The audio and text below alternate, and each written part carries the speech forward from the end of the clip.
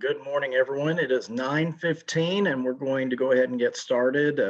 Lacey is going to play something that is going to be a good wake-up call for everyone this morning and a refresher as we begin this process. So if you're ready, we'll go ahead and start the Legislative Learning Lab.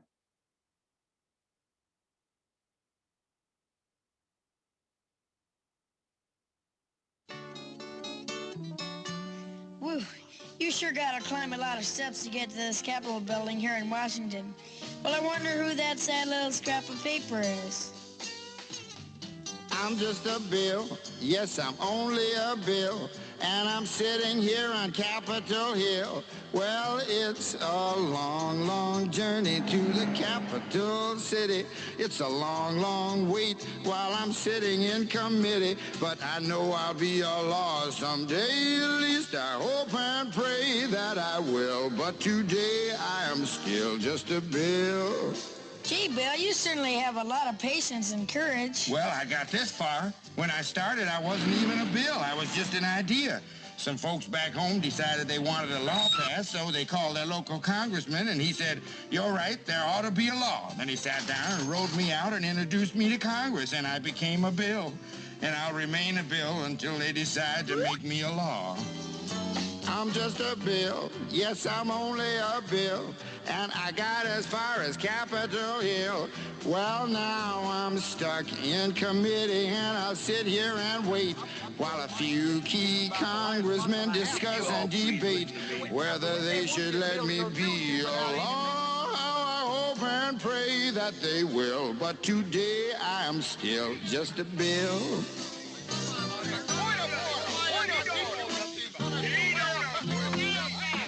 Listen to those congressmen arguing. Is all that discussion and debate about you? Yeah, I'm one of the lucky ones. Most bills never even get this far. I hope they decide to report on me favorably, otherwise I may die. Die? Yeah, die in committee.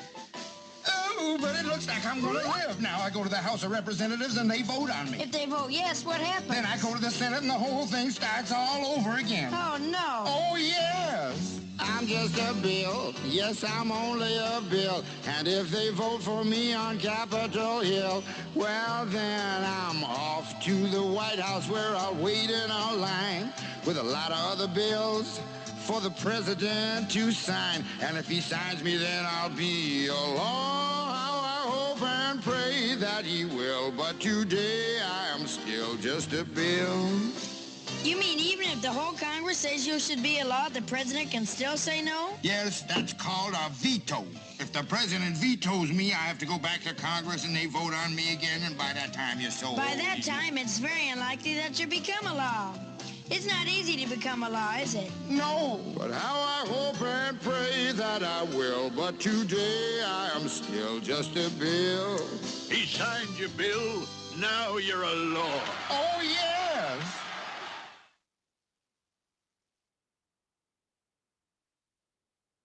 Well, I hope everyone enjoyed that. I appreciated that comment. There's no way we could do a learning lab without discussing this cartoon that probably framed the idea in a lot of our minds to get involved in the process. I know it certainly impacted me. And Jill, I love that t-shirt you're wearing. You were prepared for today. I want to go ahead and get started with my portion of this. We want to start off with basically doing a deep dive into this video. And I am going to pull that up.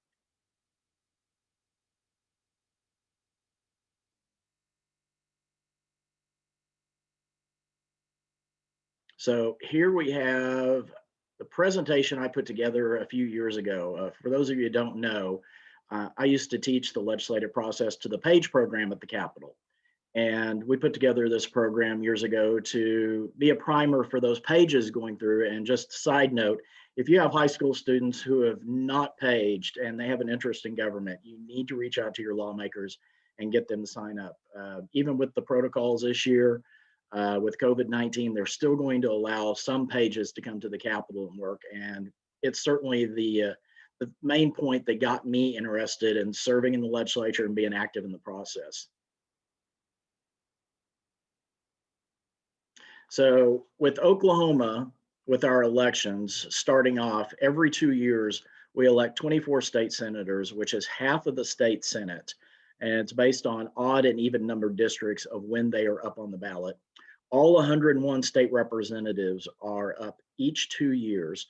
And then our 5 members of Congress. And we're waiting to see what happens with the census count this year in case we could possibly pick up one. It's doubtful, but every 10 years when we do the census, that's when redistricting and reapportionment happens. And we're keeping our fingers crossed that Oklahoma had a strong enough count to be able to gain 1 seat. Now, every 4 years, the voters elect 8 statewide officers. They have the governor, the lieutenant governor, the attorney general for the state, the treasurer, the superintendent of public instruction, the insurance commissioner, the state auditor and inspector, and the labor commissioner.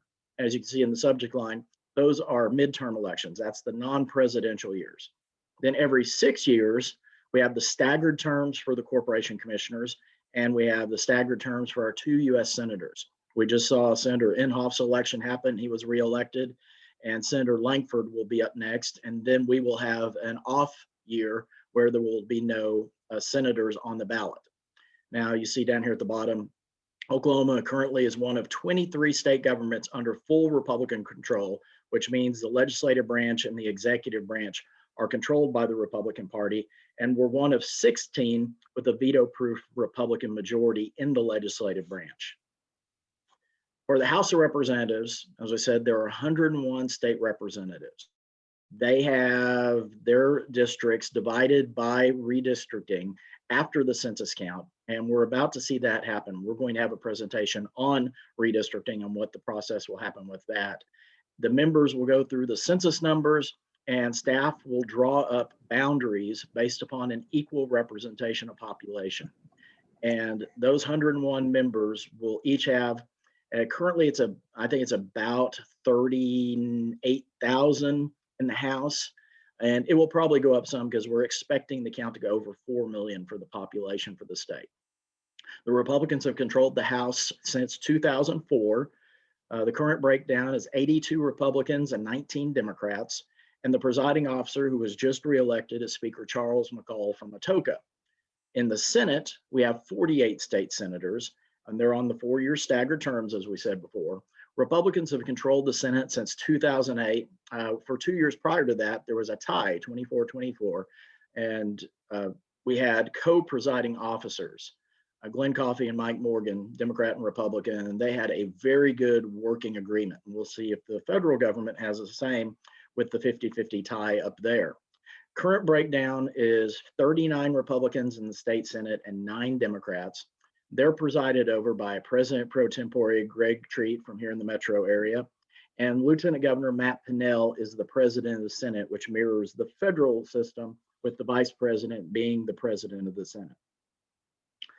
With legislation, you have to be careful when you're reading these bills, and you have to look through and make sure that you're looking at the right number and the right type of bill at the very beginning. For the bills, that's something you're going to see the most discussed at the Capitol. Probably 95% of the work that's done by legislators at the Capitol will be in a bill format. And if you see there at the top, Senate bills start with the number 1. So this session, since we're starting off a brand new legislature, the filing will begin with Senate Bill 1, whereas over in the House, it will be House Bill 1001. So you have to be sure and be careful. And up until just a few years ago, in fact, right before I got into the legislature, there weren't that many bills filed. You didn't have to worry about Senate Bill 1001 because the Senate never filed more than 1,000 bills. That has changed. We see the lawmakers more aggressive in their filings and putting forth more ideas that the staff has to type up. So you have to be sure and be careful to not confuse Senate Bill 1001 with House Bill 1001. Now, the bills, they have the force and effect of law, just like what we saw from the cartoon, and they must be passed by both chambers, the House and the Senate, and they must be signed by the governor, except if there's a provision in there that submits a question to the vote of the people. Anything that's submitted to the vote of the people through a vote on a ballot skips over the governor. And so sometimes a bill will include a provision like that. Generally, those are in what we'll discuss on the next type of legislation, the House Joint Resolutions, but occasionally something like that will be slipped into a bill. And they generally propose changes to the Oklahoma statutes, the laws that govern us here in the state of Oklahoma. Joint resolutions are similar to bills in that they also have the force and effect of law, and they must be passed by both chambers. These are the most common pieces of legislation that are used to submit a question to a vote of the people. The ones that don't get sent to a vote of the people, joint resolutions that do have some kind of statutory change in there, those must be signed by the governor. But anything, as I said before, that goes to a vote of the people will skip over the governor. And these will often not become a part of the statutes. They're used to do something temporarily to have the effect of law, but not be put into the statutes. Concurrent resolutions are expressing the opinion of both chambers, the House and the Senate. They don't have the effect of law. They must be passed by both chambers. They are not signed by the governor because they are just an opinion. And of course, they won't become a part of the statutes. So anytime both bodies agree on something, such as memorializing Congress to do something or recognizing an outstanding dignitary in Oklahoma, we will see both bodies of the legislature consider something like this. Simple resolutions don't have the force and effect of law. They must pass only one chamber, whichever chamber they're filed in. They're not signed by the governor, won't become a part of the statutes, and they just express the opinion of the one body.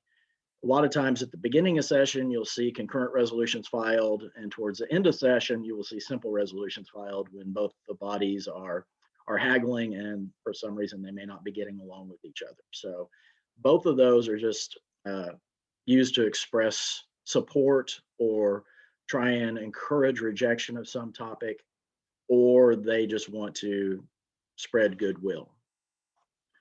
Now, measures being considered by the Oklahoma State Legislature pass through a variety of forms.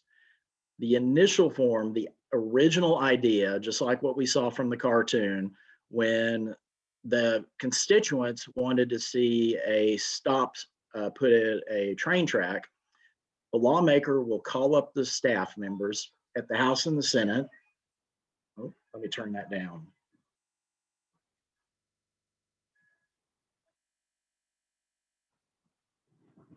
It's what happens when you pause the news and you forget to turn off the TV. So with the introduced version, the constituents will recommend that to the congressman or the state legislator in the case of what we're talking about. And that legislator will call up the staff members for their body. If they're a representative, they call the House staff. If they're a senator, they call the Senate staff.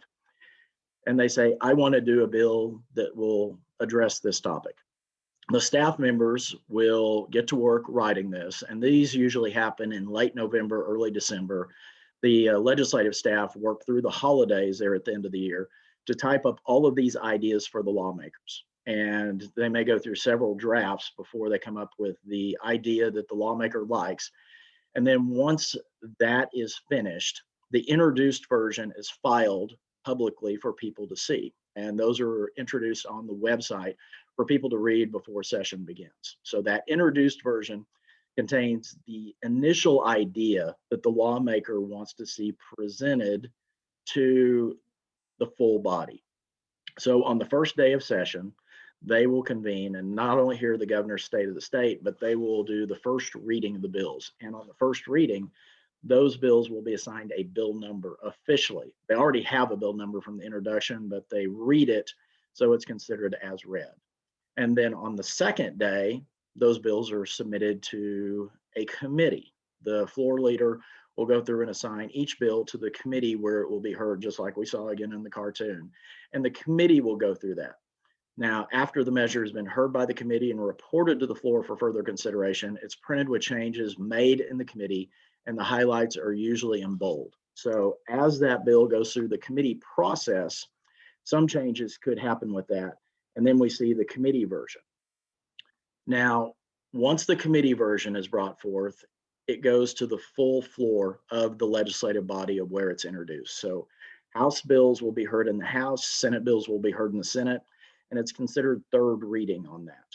Now, in the Constitution, it says that Oklahoma has to have 3 readings on each bill in each legislative body. Therefore, the fastest you can pass a piece of legislation is 5 days, 5 working days. So first reading would happen on Monday, second reading would happen on Tuesday, third reading in the House of Origin will happen on Wednesday.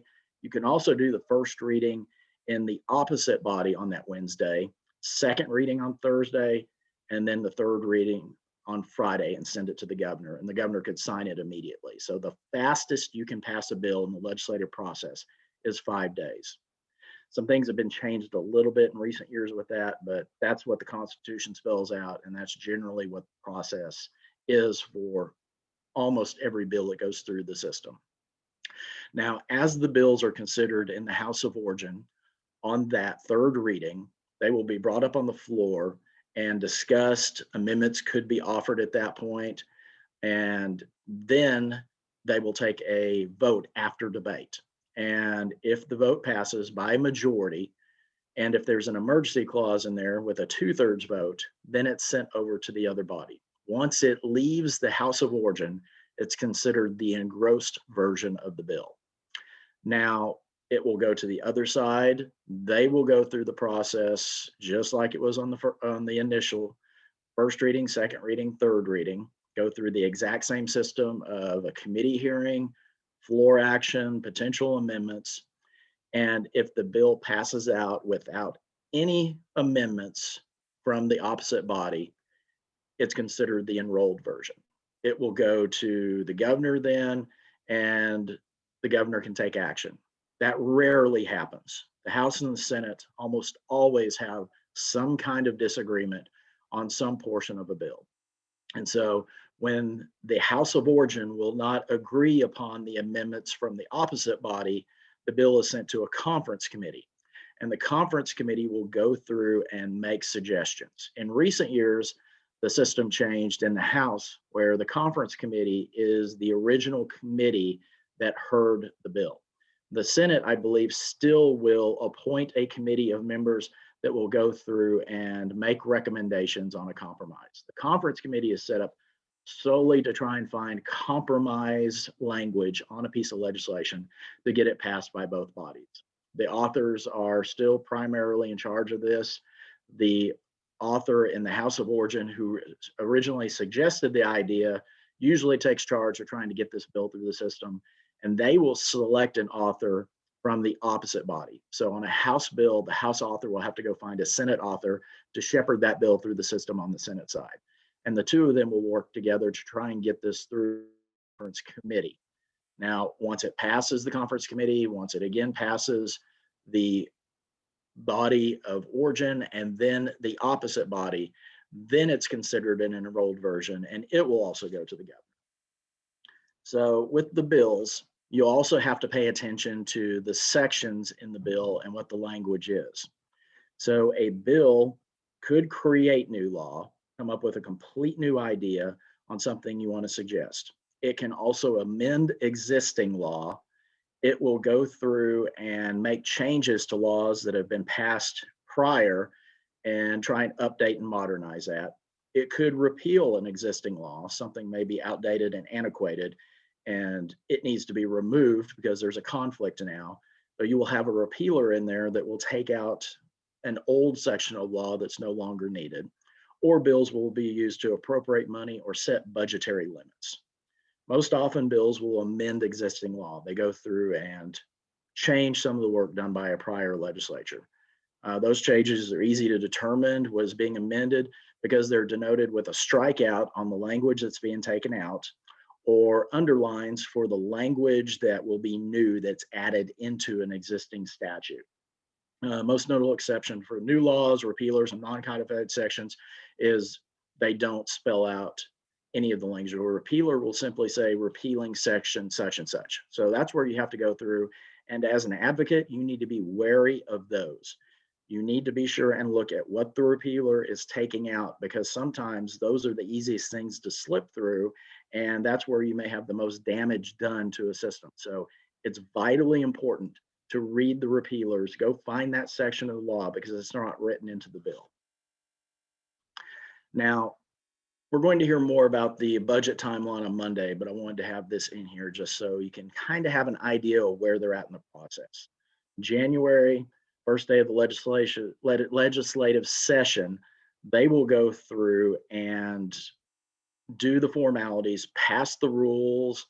The executive agencies are submitting their budgets. They're going through the budget hearings. If you've been watching the news, Justin Brown, the DHS director, presented the DHS budget yesterday.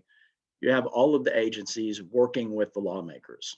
Now, for those business-minded people, consider this. The governor is the chief executive officer of the state. The legislature is the board of directors. The board of directors control all of the actions that are important for the operation of the business or the state. And that's really the only way you can compare government to a business, is having those legislators be thought of as board of directors. And the board has a lot of power. For any of you that work in a nonprofit, you understand that the board are your bosses. And these are the ones that go through and give that direction on the important issues. You're there to do the day-to-day activities as the executive, but the board will make the big decisions. And that's what happens when you see the bylaws passed through your organization or the statutes passed by the legislators. Now, the first Monday in February, they will come in and do the state of the state in the House chamber through a joint session. And before they do that, each individual body will meet to do the first reading of the bills. So we will get to see the state of the state on Monday. After that, the legislature gets to work, and you'll see here February, March, April, and May. They're working on the laws, but the budget officers, the staff members, the members of the Appropriations Committee are working on forming the fiscal year budget for the state for the next year, and that will kick off July 1st. So as they're going through, they're going to make those changes through the legislative session.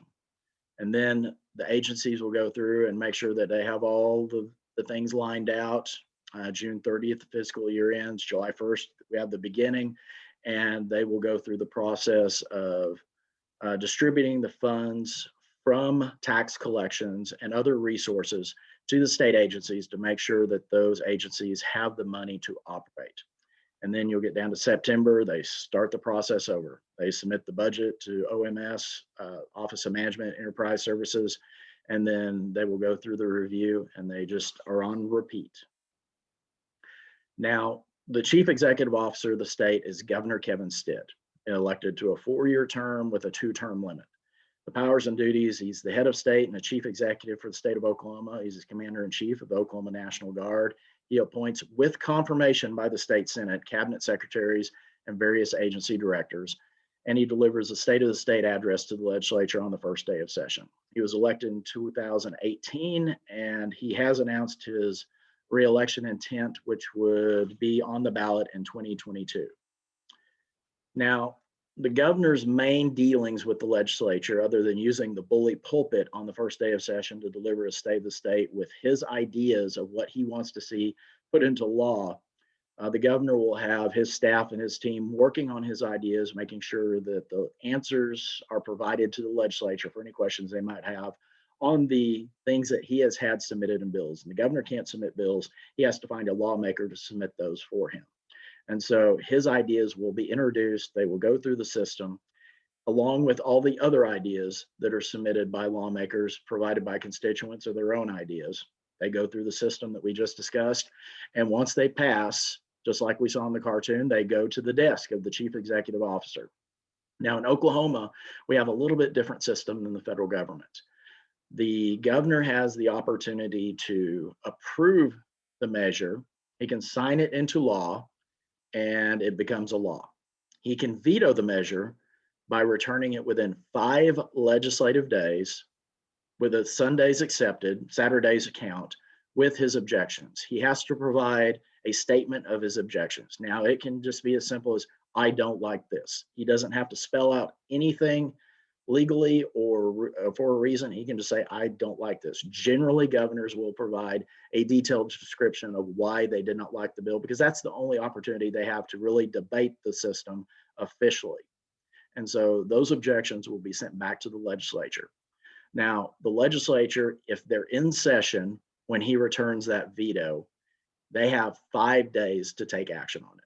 And the final week is critical in this process because all of the big bills that are considered by the legislature that the leadership wants are passed before the final 5 days, because the governor has a 5-day limitation to take action, and that forces his hand. And so any big bill is going to pass the next to last week before the session ends. So that gives them the opportunity to do an override if they need. Now, the governor has 2 other options, and it depends on the timing. If it's passed, as it says right here with the green, prior to the last 5 days of the session, the governor can hold on to it. And if the governor doesn't like a bill, in Oklahoma, he has the opportunity to do pocket passage. It can become law over the objections of the governor by just allowing it to sit on his desk. And after that 5 days, it's automatically signed without his permission. And so it would become law even if he doesn't take action. And so we've seen that happen very rarely, but it can happen. So the governor doesn't always have to sign something for it to become law. Now, if the legislature waits until the final 5 days to pass something and sends it to the governor has 15 days to take action on a bill. And so a lot of lawmakers, a lot of special interest groups that want a bill passed, they wait on pins and needles over those 15 days to see at the end of session if the governor is going to sign their bill or veto it, because after they're done, they can't go back in and just override the veto. They won't call themselves back in to override the veto. So by keeping those 15 days without taking official action, following the legislative session, the governor can sit on it, he can sign it, or he can veto it, or he can pocket veto it. By pocket veto, that means he just sits on it, and if he doesn't take action, it's automatically vetoed. Now, if it's in the first term of the legislature, so the first session would be the first year, which we're in right now. The second year would be the second session of the 58th legislature. They can go through and override a veto in that second session from the first year. Now, once the elections happen, all legislation that's still sitting on the desk is automatically wiped clean, and you have to start the process over. So every 2 years, you start the process over when it comes to the legislation. Here is a chart showing the Supreme Court and the other courts, the Court of Criminal Appeals, the Court of Civil Appeals. And this has been the best organizational chart I've seen describing the courts. Jerry Askins is going to be on with us later to talk about the executive branch and the legislative branches. She served in both of those. But I wanted to provide this chart just so you could see the breakdown of what we have with the courts. The 9 justices of the Oklahoma Supreme Court decide only civil cases, and the 5 judges of the Oklahoma Court of Criminal Appeals will hear the criminal cases. The Oklahoma Supreme Court has immediate jurisdiction with respect to any new first impression issues, important legal issues, and the cases of great public interest. And in addition, they will hear all those cases coming up from the lower courts.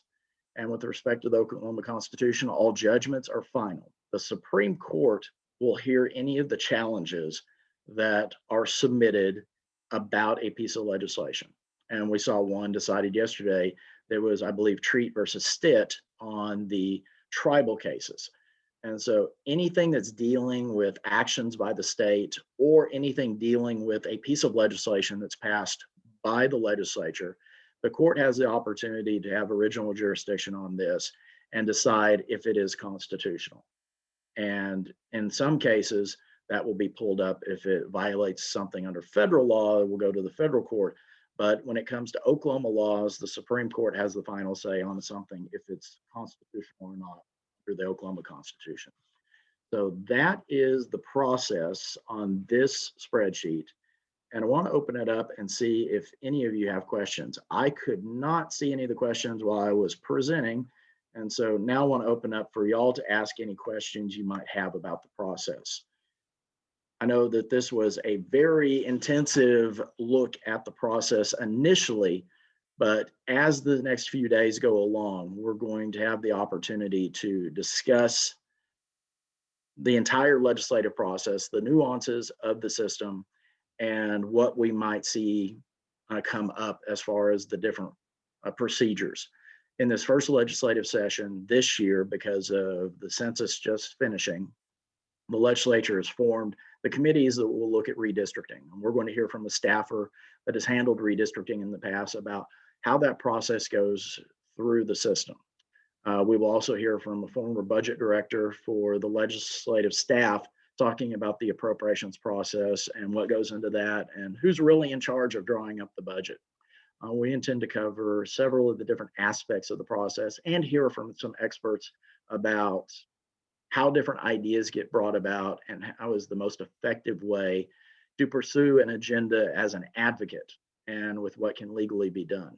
One of the things I want to remind all of you that the IRS does watch lobbying activity, but you are allowed to expend just over 19% of your budget towards lobbying activity. And advocacy is something that's considered something that's fair game. Oklahoma Institute for Child Advocacy, 100% of our budget is spent on advocacy, whether it's the staff or the process of what we go through to try and encourage ideas. We have to monitor the lobbying activity to make sure that we're not going over that limit so we don't get in trouble with the Internal Revenue Service. Now, we do that very effectively, in my opinion. We provide that opportunity for children to have a voice at the Capitol, and as well as representing the different organizations that also have agendas that deal with children. And so we want to make sure that you are an effective advocate and you have the opportunity to use your voice. And Abigail just asked a great question. Yes, Oklahoma has a unique system with state questions. I've been involved with several state questions in the past, and it's a difficult process. And we do see some legislation that has been filed, and I won't express my opinions on those, but you can certainly shape your own. And I would encourage you to voice your opinions about this, whether you support this or are opposed to this. In Oklahoma, in our Constitution, it's written where we have the opportunity to petition our government. First Amendment of the US Constitution allows you to petition your government. In Oklahoma, we have the system in place of what we have to follow as the state. So if you want to get something put on the ballot as a citizen and the legislature won't bring it up, you have several opportunities. You have the chance to put something in the state statutes, and you would have to do a petition that's drawn up formally and legally and filed with the Secretary of State and the Attorney General. And then you have, once it's approved, 90 days to go out and get signatures on that idea. You have to get 8% of the vote that was cast in the last governor's election for getting something on the ballot.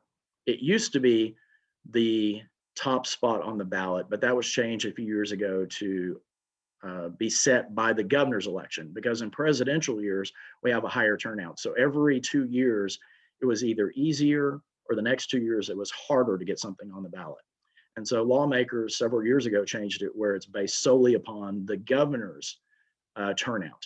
So 8% of the vote that was cast for the governor in the last election where the governor was on the ballot, you have to get that amount of signatures on an officially filed petition and get that submitted to the Secretary of State within 90 days.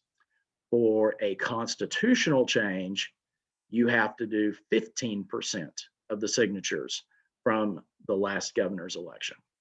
And you'll have to forgive me, I don't off the top of my head remember what the number is for the signatures for challenging a law for what was passed by the legislature. We do have those two systems in place. You have the state questions that will be filed that will either put something new on, you can also take something out. But the citizens have 90 days to collect signatures to challenge a law that was passed by the legislature. And the last time that that was almost successfully tried, I'm gonna have a caveat on there, was House Bill 1017 back in the 1990s. And they didn't get the signatures in time to do the questioning of House Bill 1017. So once it became law, they did circulate a new petition and did get the signatures at that point to challenge all of the provisions under House Bill 1017. And citizens worked on that education reform and worked to get that upheld. And so you will see that happen sometimes. You may get enough signatures to challenge something, but the will of the people will support something, or they may deny something. And don't hold me to this, I think it's 5% of the last vote for the governor. Somebody can look that up and correct me on here if you want, but just from memory, I believe it's 5%. Now, does anyone else have any questions? That was a very good one. That's something I know we didn't have put in place to discuss throughout this conference. And that's something that advocates certainly have the chance to look at. There is legislation, as I said, that's filed to change the provisions. We will sometimes see something that wants to divide that percentage by congressional district or divide it by county. And that would hamper the will of the people as a whole by dividing it equally by the counties or by the congressional districts. How does the majority party control the bills heard in committees? That's another great question.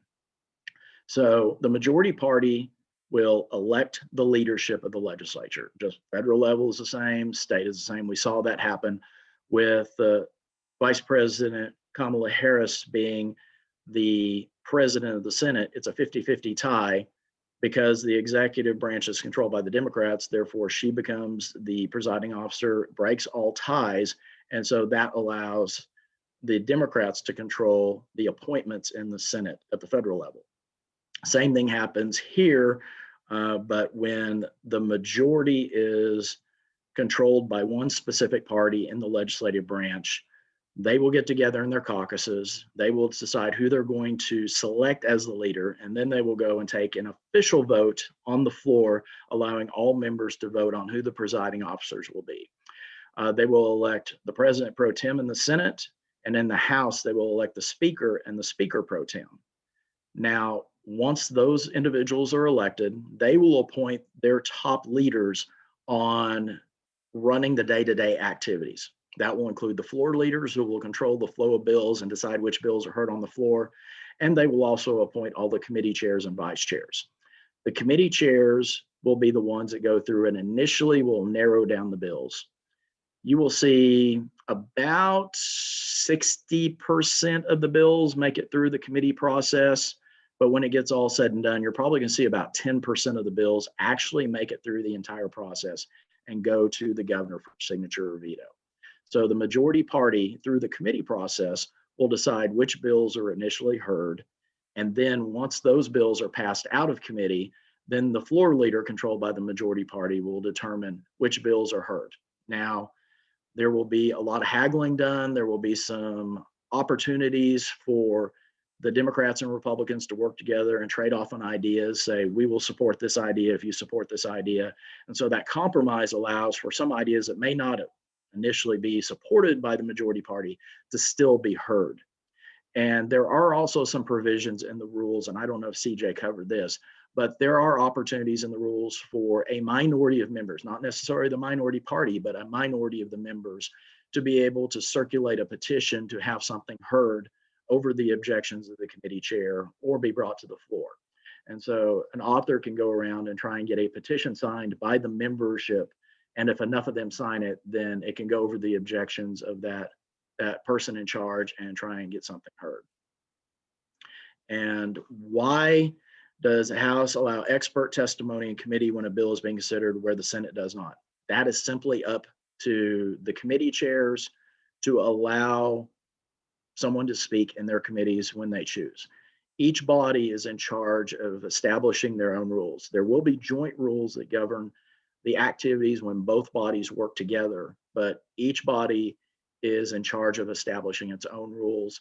And oftentimes those rules allow the committee chairs to determine the rules of process in each committee. So each committee could have different rules in place about the wishes and objections of the chair. The most powerful person in the legislative branch is a committee chair because they control their own committee and they have the full say on if something is going to be heard or not, unless a majority of the membership of that committee want to do something over the objections of the chair, which rarely happens. And so it's really up to the will of that committee chair or the will of the majority body. And Miranda said it is 5% from what I said earlier on the signatures for doing something over the legislature. If the legislature passes something then 5% of the people can pass a petition from those votes. And you don't have to have voted to sign the petition. You just have to be a registered voter. So if you didn't vote in the last governor's race, but you're a registered voter, you can still sign that petition. So keep that in mind if there's something out there that you want to try and get passed, or if the legislature passes something that you don't like, that 5% petition can send that to a vote of the people to question that. These are some fantastic questions and things that we did not include in the process. And we've got about 5 more minutes before we kick off to the next thing. So if anyone has any further questions, please shoot them to us here in the chat section.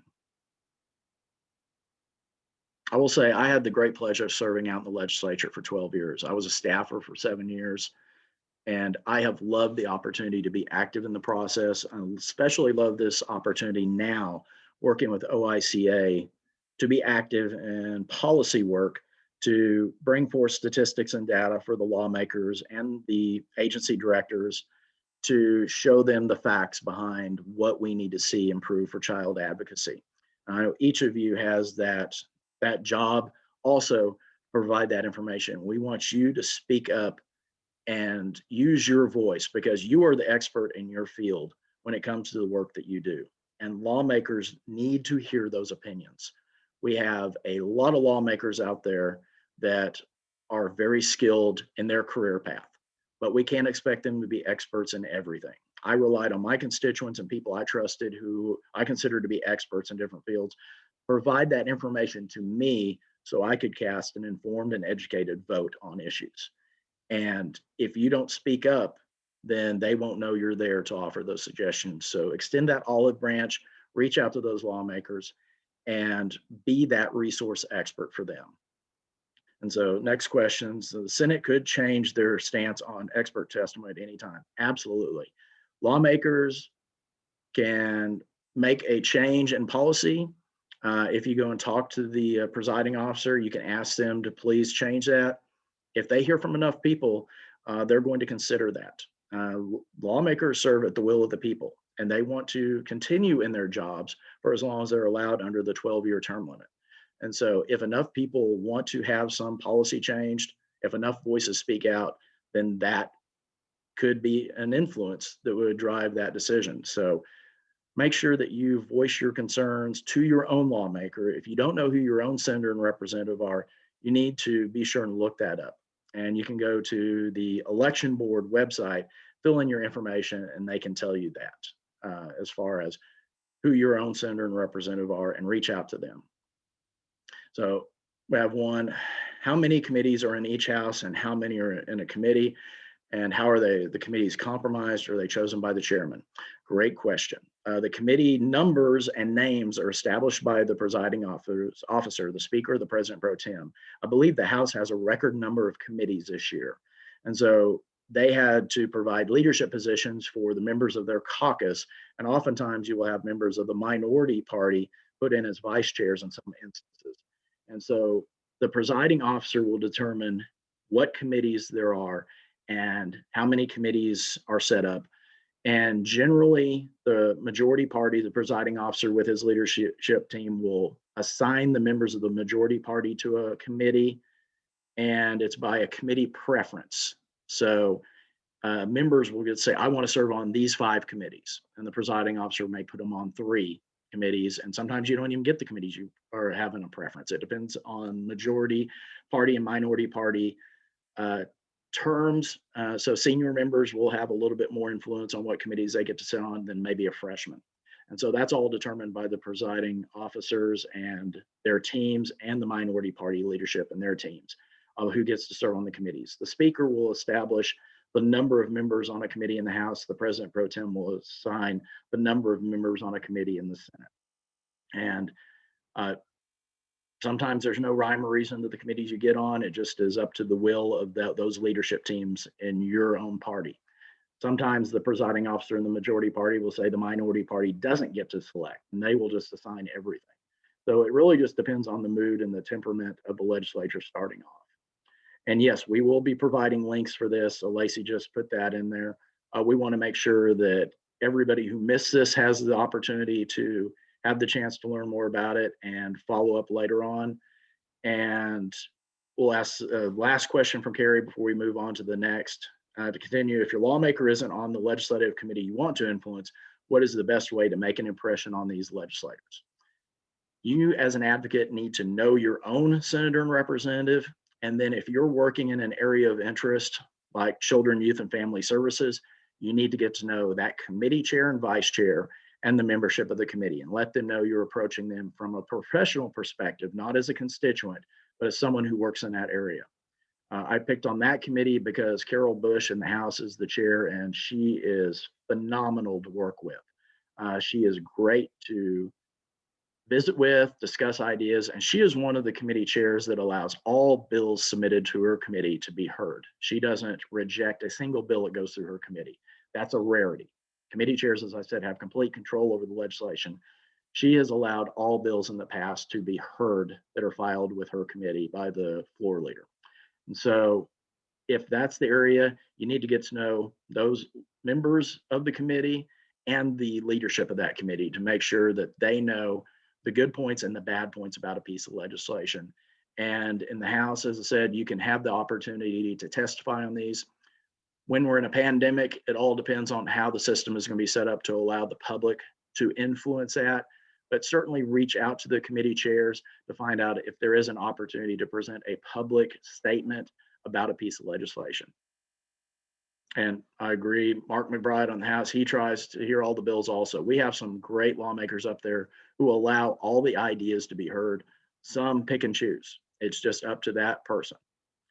So with that, we are at 10 o'clock, a couple of minutes over, and I'm going to turn it over to Lacey. As I can't see my agenda, you would say who is coming up next. I believe we have it set up where, and you can correct me if I'm wrong, we have two former lawmakers that will be speaking about how to be an influence in the process. We're going to do that, but before we do, we're going to share a video from our sponsor with the Journal Record. Thank you.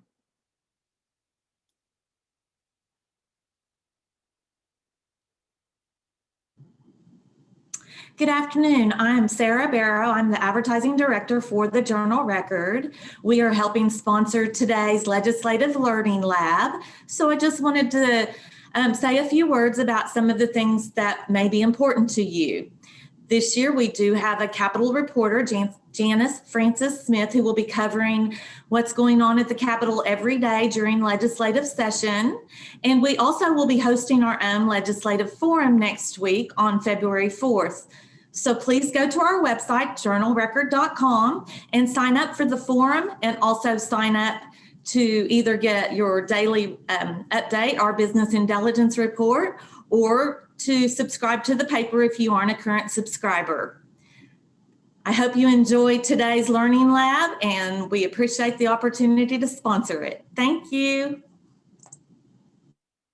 Thank you, Lacey. I'm glad you are here to run the show. We have some great sponsors, and we'll show you a slide of those.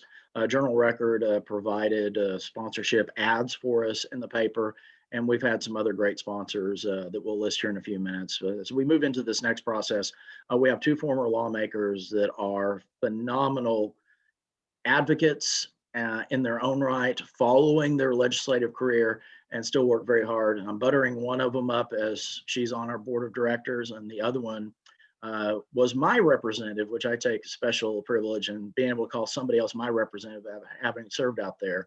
And I thought he did a fantastic job. It's my pleasure to welcome AJ Griffin and Jason Dunnington. Thanks for having us. Thanks, Joe. Good morning, everyone.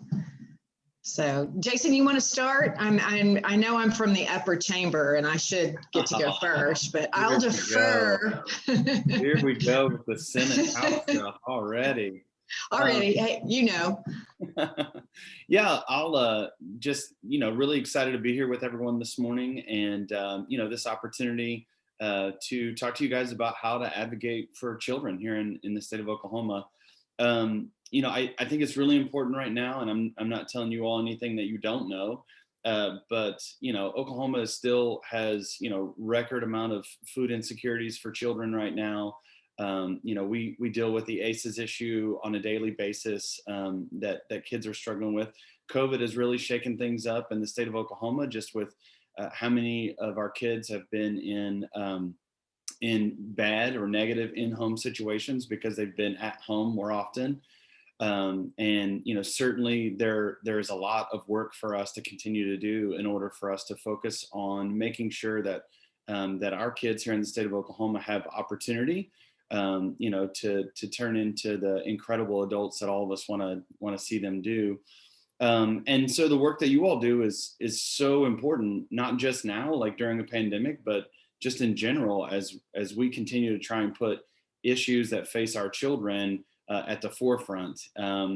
It's, as Joe would tell you, OICA is never going to be an organization that throws around money like oil and gas, or like big utilities or any of the other, groups at the Capitol that can kind of buy their way into rooms.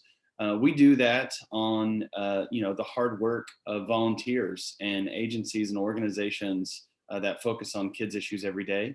And so we have to work even harder to put those in front of members in both the House and the Senate. I can tell you from experience in the House, there's a lot of us over there. There were 101, so twice as many as what's in the Senate. And so when you start looking at advocating for kids, when you're looking at focusing on the House side, there's more people to talk to over there. And that can be a good thing and a bad thing. But as Joe's already alluded to, there's some really incredible, thoughtful House members. I know Representative Bush is certainly one of those. Representative Lawson, who I think is going to talk to you all a little bit later today, has really established himself as someone that is a go-to in child advocacy issues. But I encourage you, and we can talk here in a second. I'll let AJ kind of give her little intro, and we can answer questions for you all. But certainly happy to chat with you on best ways to advocate for children, at least from our experience, and then any other questions that you may all have. So I'll turn it over to my senior member. I knew. AJ Griffin. I knew you'd get a dig in on me as well. So as you can tell, there is a friendly rivalry between the two chambers, and it's by design that the House and the Senate are very different. Joe, you talked about that a little bit in the last segment, but we saw that manifest itself at the federal level recently when on a particular vote, our senators and our House members voted differently. At this federal level, senators run every 6 years. The state level, it's every 4. And that's by design. It's to allow the Senate to have a little more detachment from the people. There's still an issue of representation, but the House is supposed to be really close to the people. They're supposed to make votes based on whatever the people are telling them at that time. So that difference is intentional, and it's by design for there be a different procedure. Someone asked in the last session also about why the Senate doesn't allow expert testimony and the House does. Well, some of that's by design as well. The senators are supposed to be a little more detached, and just so that we should have a little different perspective on the same issue. So if you have questions about that, I know, Jason, I'd be happy to talk about that. But from an advocacy perspective, one of my favorite things now as a former, I haven't gotten my vanity plate that says former, but I think so, because it's so important that once you understand the process, that knowledge becomes your tool. And really what Joe just did for you all is the most important thing. You have to understand the process, because when you understand it, it's no longer scary or intimidating. And for most advocates, just making the leap to actually reach out to an elected lawmaker is the hardest part. And I've got friends on this call. Hi, Chris. Hi, Judge Francine. They are not intimidated by this process at all, but because they've done it before and they realize that, trust me, if I can get elected, and if Jason can get elected, and for crying out loud, if Joe could get elected, so can any of you. We've seen that. You don't be intimidated by the people that hold the positions, because they answer to you. And then once you understand the process and you observe it a little bit, that becomes your tool, so that you can build the relationships to be an effective advocate. I love influencing policy on this side. Joe mentioned I serve on his boards, but I now get to serve on some national boards. I serve on a national board for an organization called Human Rights for Kids, and we're working to end juvenile life without parole sentences across the United States. Important work. I serve on an advocacy, an advisory committee for a prenatal to 3 policy investigative research project out of the University of Texas. And so once you understand how this process works and the power of policy in all our lives, then you have this tool necessary to really be an effective change advocate. If your organization, if you work for a nonprofit in particular, if you do not have a policy objective, you're missing a huge area of influence. And yes, nonprofits can work in the policy arena. Joe, help us make sure they understand that. I serve on the Center for Nonprofits board as well, and we're really working to try to teach advocates how to effectively do this. You can't write checks to candidates, but there's a lot of things you can do that are much more important. So, yeah, I'll follow up on that, AJ. A couple of things that I think that are really important that you brought up. One is in the advocacy piece. Know what you're asking for when you're talking to members. I can't tell you how many times that I had really, really well-meaning groups come in on advocacy day or just on their own time up to the Capitol, schedule an appointment, met with us. And, we were in a meeting for the better part of half an hour. And I knew what their organization was, but I still had no idea what they were asking for. And so, know what you're asking for and don't be afraid to step in and immediately get to the point. Especially during session, House and Senate members are extremely busy, bouncing between their responsibilities in their own home districts, responsibilities to their own homes, their own families, responsibilities to all of the different committees that they sit on, all the different bills that are in those committees, all of the different groups that are also talking to them, not to mention their duties to the House and floor votes that they have. So it's an extremely busy time, and I can promise you it is not rude at all to go into an office and within a few minutes after the introduction say, this is what we want. We would like for you to vote yes on House Bill such and such, or we would like for you to vote no on Senate Bill such and such, and these are our reasons why, and then move on and go talk to the next one. You don't need to spend an hour with them, moving around and trying to figure out how to best say that you want them to vote. Just tell them what is that you want and advocate for your organization. I promise you'll find that well received. And then the other thing that just kind of jarred my thinking process when AJ was talking was, right now is that time where you're seeing like that there were 3,100 something bills that were filed, and you're probably thinking, oh my gosh, like how is it possible that we have this much to do? Well, we don't. Only about 300 of those bills will ever be signed into law. The vast majority of them are either A, not going to get heard, or B, they're going to go away. And that's for good reason on a lot of it, because some of them are just terrible legislation. They're, using it to make a point, do something, whatever the case may be. But this is the time of year where everyone like panics and freaks out about a lot of bills that will just never go anywhere. So as an organization, I would say, focus on the things that matter the most to your organization and hone in on the areas that that you can be effective in getting something done. And let the other stuff just be the noise that it is. Because when people spend too much of their bandwidth worrying about the crazy stuff, and there's plenty of it this year, then you lose the opportunity to focus on the stuff that that you can accomplish as an organization.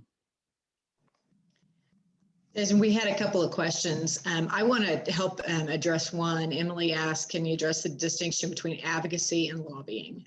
The first thing I'm going to do is recommend the Center for Nonprofits has some groups that are working right now, and those two organizations collaborate, OICA and OCNPC.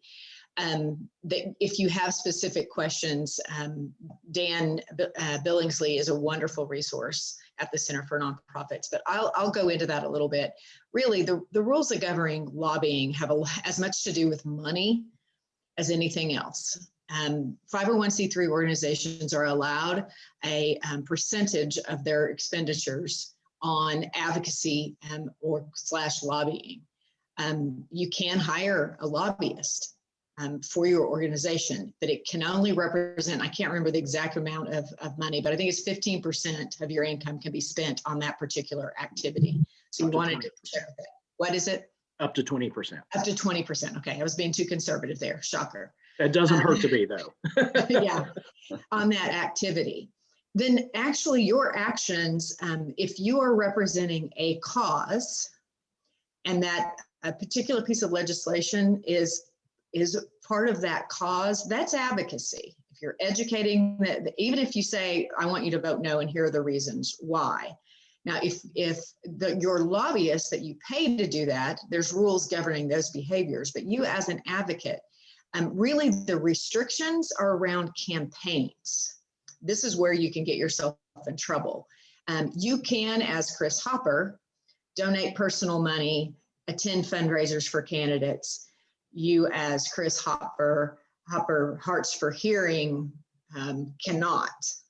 So you wouldn't put a sign in front of your nonprofit advocating for a candidate. You wouldn't attend a fundraiser wearing your name tag, then showing that you're representing your organization, but you can go as your individual person. So if you ever have questions, just reach out to Dan and or Joe. Joe can help you with this. I'd be happy to as well. But you really can do more than what you think you can. Then the next question was on how the chambers will handle the pandemic and Zoom. That really has yet to be determined. I think, Jason, tell me what you think. I think they'll probably start with business as normal, and depending on what happens, then they'll respond. Legislative bodies are responsive. They're not generally proactive. Yeah. If you ever expect them to get out in front of something, that's not how this works. Well, and we've seen, the Missouri legislature started up a few weeks ago, and a week in, they had a COVID outbreak and then decided to do things more remotely. So I really think that a lot of it is just going to be, like kind of point in time. I think they're all going back next week, and I think the intent is to have business as usual.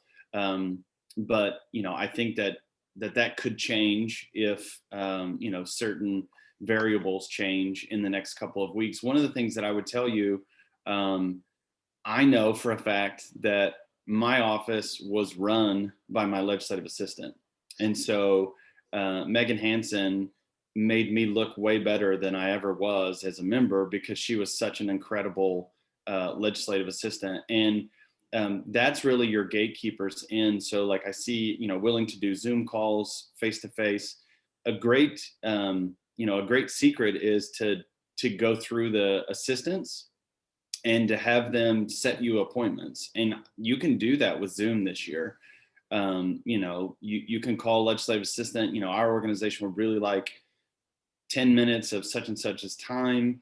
We can send you a Zoom link for that. Would you please put this on their schedule? And that's a great way to get on their schedule, especially in a pandemic year when you may not feel comfortable going into the building.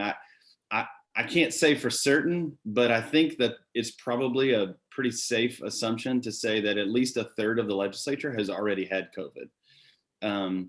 And whether or not that's a good thing or a bad thing, I think it is putting them in a more cavalier position of, well, I've already had it, so I don't need to worry about it. And, my few instances in being back up there in the last week or so has been that there isn't a lot of mask wearing in the Capitol, but that doesn't mean that if you go up there, you can't wear yours. I mean, you need to be you and feel comfortable and feel safe doing what you think is best for you and your organization.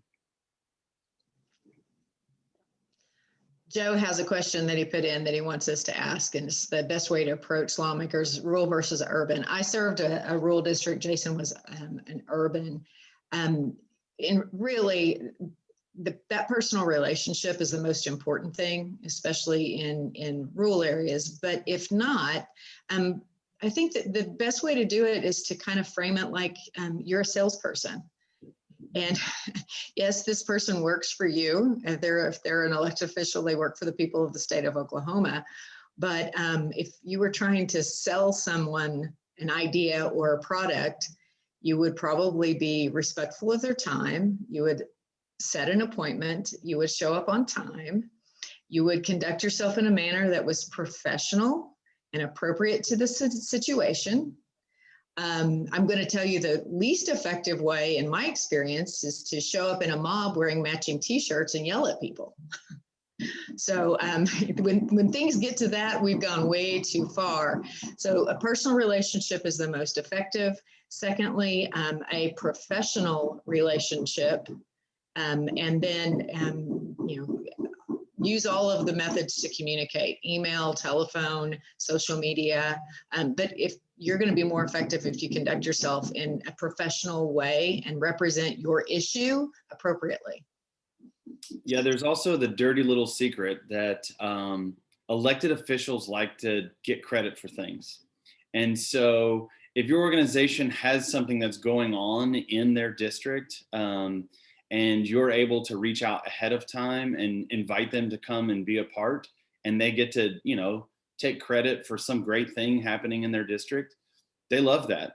And it's a great point of contact to get them interested in and involved in issues that you care about as well. And so if your organizations are operating, like a food pantry or something that's going on more in a more rural area, then figure out a way to invite them to come to the location that's in the district.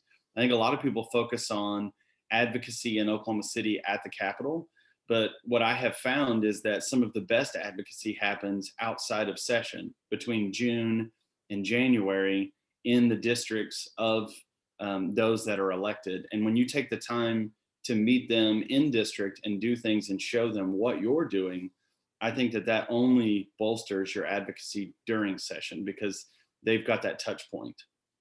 And Jason, I want to touch on that. AJ represented a rural district. I represented a very rural district. And Mondays would be spent at the Sterling Coffee Shop. Tuesdays would be spent at the Surreal Coffee Shop. Fridays were spent at the Elgin Coffee Shop. And that was just catching the guys that could solve all the world's problems and create a few new ones. And a rural legislator will go around the district to several different regular spots or set up town halls. And the funny thing was, I would catch more people at just a coffee shop gathering with the normal crowd than I would at setting up an established town hall, because people are either too busy or don't want to spend their free time talking about politics, even though they do it, the guys do, in the morning.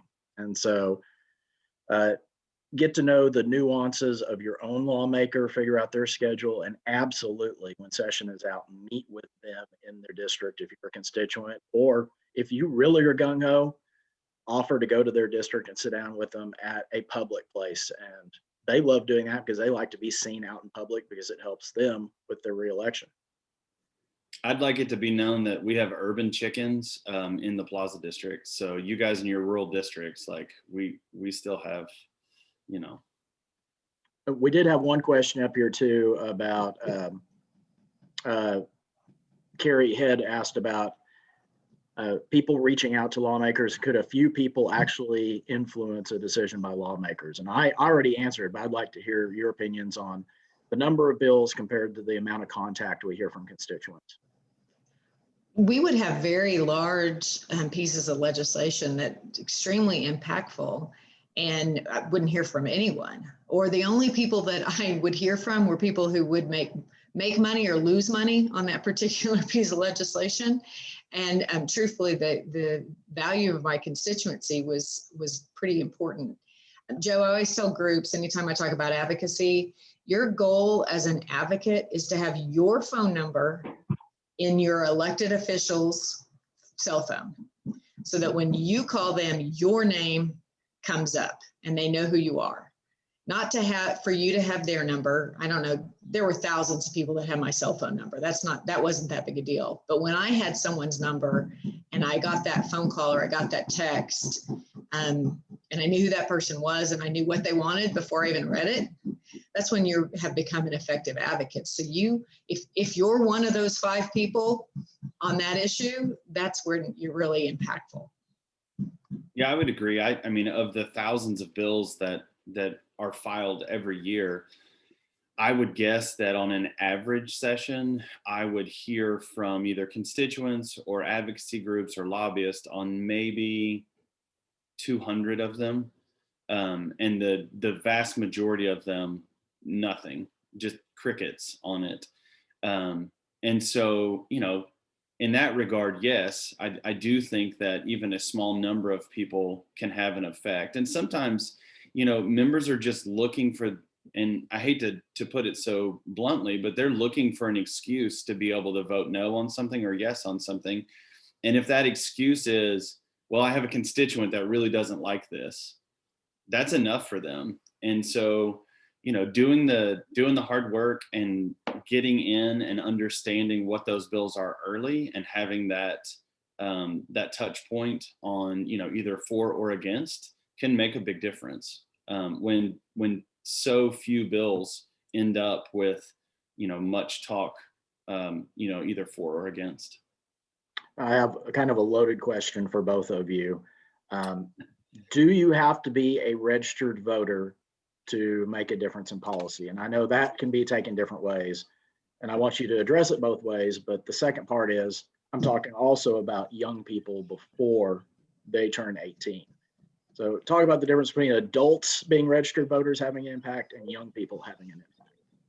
Well, we're probably not the right people to ask this, because Jason and I both, I will brag on him. He really cared what people thought, and he cared about his constituents. And so I also know he's very kind and generous, and he listens to everybody that approached them regardless. But yeah, kids can really be impactful, especially their stories. And things that are personal. We get provided a lot of data, a lot of quantitative things. Give us some of that qualitative stuff. The story behind the issue is extremely important. And the messenger of that story, whether you're a voter or not, to me was always really irrelevant. Well, thank you for those kind words. I'll brag on the senator.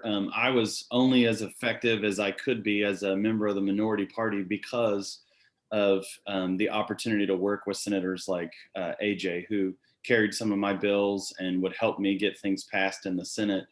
And there are some really incredibly good, thoughtful people in the legislature. Sure, they're the ones that we all know about that make the news, regularly because of some of the insane things that they run. But I still think that's a minority of members in our Oklahoma State legislature. So, I absolutely think kids can make a difference. And I think that when you empower kids to make a difference early, you're building for a future. And so you're being proactive in the kind of policy that you want to see 10 years from now, 20 years from now. When you try to tell kids that their opinion doesn't matter and that they need to be an adult in order to have a say on something, you're just holding back, potential policy for them, in the long term. So I obviously advocate for my own kids. I've taken my kids to vote with me ever since they were babies. I still never forget when we were standing in line in 2012, and my son would have been 6 at the time. My daughter was 3. So I was holding my son's hand, waiting in line to vote in the presidential election. And Luca looked back at me and said, "Dad, is everyone voting for Obama?" And the guy behind us was like, "Oh, hell no." And so, but everyone in line kind of started booing, like, "Oh, just let the kid be, fine." But my kids will know when they turn 18 that it's time to vote because they've been going with me, and they'll know to be advocates. And that's what we want from all of our children. And the more that we can empower them to do that, the better off our society is going to be. I'll take it one step further. Any lawmaker that won't listen to a child, vote them out, because their motivation is probably not what it should be. I couldn't agree with you both more. One of my first memories is my parents taking me with them when they voted out, and we lived out in California then. And I remember my dad was going to vote against someone rather than votes for someone. And you have a lot of different reasons for why you vote. And I wanted you to convey that about how important it is for everyone to speak up. Now, I will say, when I was in the legislature, and you two may have been much nicer, but when people from the district contacted me, I did look up to see if they were active, and I would chastise them if they didn't vote. And tell them, and they were probably going to vote against me, but I still wanted them to be active and registered to vote. And it's important as an advocate to also understand if you are a constituent, because it's very different. A constituent lives in the area that can cast a vote for that person. So I often would hear from my constituents out of state in emails. Sorry, but that's not a constituent. So be sure you use the right language when contacting lawmakers. Indeed. Well, I don't know how much time we have left, Joe. I think we were slated until 10:30. So if that's the case, I just want to take one last second to tell everyone thank you for being a part of this very important call. Thank you for being an advocate for children in the state of Oklahoma, and for, I'm sure, all of the volunteer hours that you put in to give our kids the best chance at a better future. I certainly appreciate that as a father and as an Oklahoman. Senator? Muted myself. I'll just echo what my friend Jason said, and thanks for being involved. And don't be intimidated by the process. It belongs to you. We can't thank you both enough.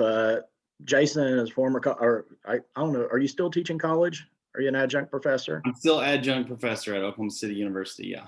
And AJ's former director of youth services. Both of these lawmakers have been outstanding advocates for young people, and they continue that following their term in the legislature, and can't thank them enough. And looking forward to working with you for many years ahead in dealing with child advocacy. As are we. Thanks, everyone. And next, as I said, we had one presenter who was not able to make it this week because of work commitments. CJ Caven is the parliamentarian for the House of Representatives. He did present his portion of this as a video, and so Lacey is going to key that up, and we will watch his video. I'm a registered parliamentarian, so I'll be able to answer hopefully some of the technical questions you might have, but we want you to hear from the parliamentarian for the presiding officers on this segment. Hello, my name is CJ Caven, and I'm honored to serve as the parliamentarian for the Oklahoma House of Representatives. Joe Dorman and the team at OICA asked me to speak and talk about the importance of parliamentary procedure in the legislative process. But as you know, the legislative session starts next week, and I'm absolutely swamped with getting ready for session next week, with trainings and getting the chamber ready and getting everything done that we need to do to have a successful legislative session. So I offered to record a video instead and talk about the legislative procedure and the legislative process and how parliamentary procedure relates to that. So today I want to talk about why is it important to learn parliamentary procedure? Where do you look for procedural information? What are the basic principles of parliamentary procedure? And I want to briefly talk about the typical stages for law enactment. So Mason's Manual of Legislative Procedure says that every legislative body must have rules to promote the orderly and businesslike consideration of questions that come before it for determination. These rules determine the priority and manner of consideration of questions and provide an orderly and methodical plan so that all business may receive proper consideration. So why is it important to learn parliamentary procedure? Well, the state legislature has expansive reach of legislative power. The legislature determines the operation and structure of government. It allocates resources for governmental operation, and it makes public and private laws. How well a legislature executes these powers depends on the processes and procedures it follows. And it allows the creation of public policy in an open, transparent, and efficient manner. And I think we can all agree that an open and transparent government is vital. Additionally, it provides the tools and framework for effective group action. The legislature is not one or two people making decisions in a vacuum. It is a collection. In Oklahoma, it's 149 legislators making decisions on behalf of nearly 4 million Oklahomans. Parliamentary procedure ensures and balances the rights of various groups within the legislature, specifically the 149 individual members, the minority, the majority, the whole body, and those that are affected by the body's decisions, like the public. So where do you look for procedural information? Well, procedural information in Oklahoma comes from a variety of different sources. First and foremost is the state constitution. There are several procedural safeguards embedded within the state constitution that the legislature must follow. Also, what does the courts say about the state constitution? How does the Supreme Court or other courts interpret those procedural safeguards built into the Constitution? Those are important to follow as well. Each chamber adopts its own rules, and they also adopt joint rules that governs actions in between the chambers as well. Within each chamber, they also have custom and precedent. In the Oklahoma House of Representatives, we actually publish a procedural manual that includes both the House rules, the joint rules, and the precedent, or all of the previous rulings that have come down in the House of Representatives. We publish this all into one book, and it's available to all of the members, but it's also available on the House website as well. Statutes are also important. They can't conflict with the chamber rules, but there's numerous statutes that have interplay with the legislative process. The adopted parliamentary manual. The Oklahoma legislature, both the House and the Senate, use Mason's Manual of Legislative Procedure. This book is updated about once every 10 years. In fact, the newest edition came out in October of 2020. So a new edition came out, and we're still working through that and determining the differences between the 2010 version and the 2020 version and the impact it has, if any, on our process. And last, but certainly one of the most important places that we look for procedural information is general parliamentary law. So the state constitution serves as the basic laws for the entire state. It creates what the people of the state view as the key components for governance. Constitutional requirements must be followed. For example, in the legislative context, 3 readings of a bill on 3 different days. This is an absolute must. So what that means is, and we'll talk about this as well a little bit later, but what that means is a bill must go through each chamber on 3 different days: first reading, second reading, and third reading. Both chambers must pass identical versions of a measure. The House has to pass the same version, the Senate has to pass the same version, and if they pass differences, how do you reconcile those? And the Constitution also requires that bills must have a complete title and enacting clause. Judicial decisions. Obviously, the courts make final decisions on all constitutional questions, and these decisions certainly impact the legislature's procedure and how we go about conducting the business of the people of the state of Oklahoma. Chamber rules. Article 5, Section 30 says that each house may determine the rules of its proceedings. This is the constitutional bedrock for House and Senate rules and for joint rules and how we govern and how we conduct the business of both chambers on a day-to-day basis. There's chamber customs and precedents. We've talked a little bit about these. The custom and precedents of each chamber are developed over time. Many are written, many are unwritten, but it's the basis of procedure that's kind of built up over the years.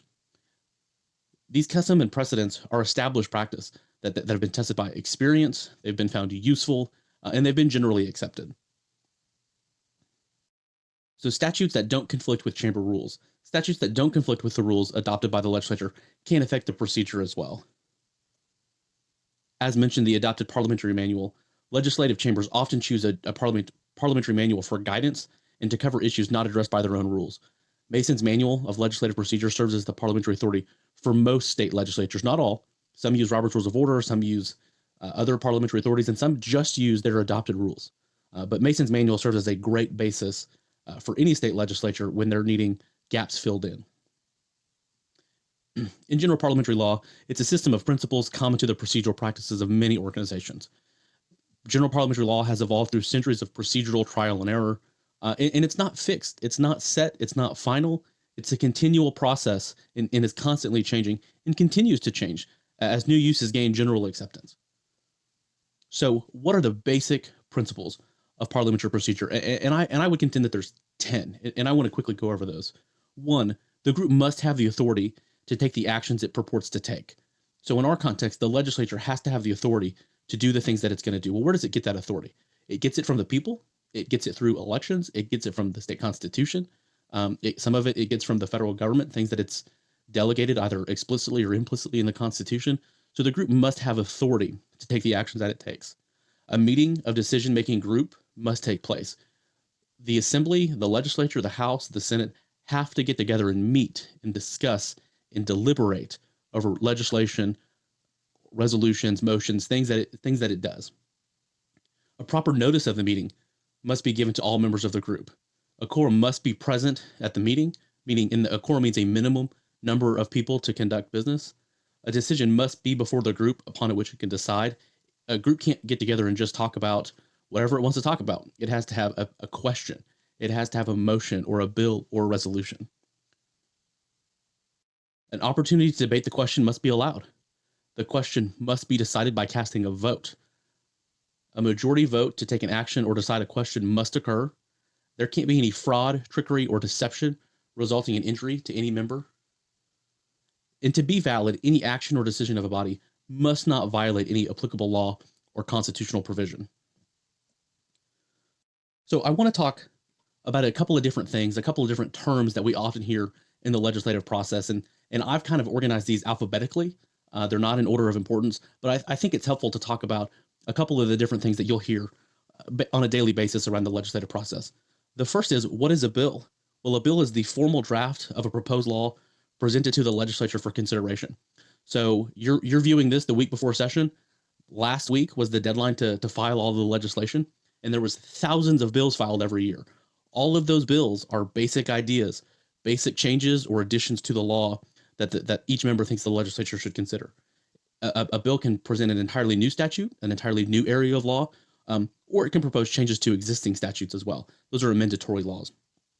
And throughout the process, every one of these bills is subject to amendment or changes at every instance, at multiple times throughout the process. What are committees? These are a huge part of the legislative process. In my opinion, they're the most deliberative part in the backbone of the legislative process, because these are the principal methods used to scrutinize, to debate, and to modify legislation. Committees are made up oftentimes of subject matter experts.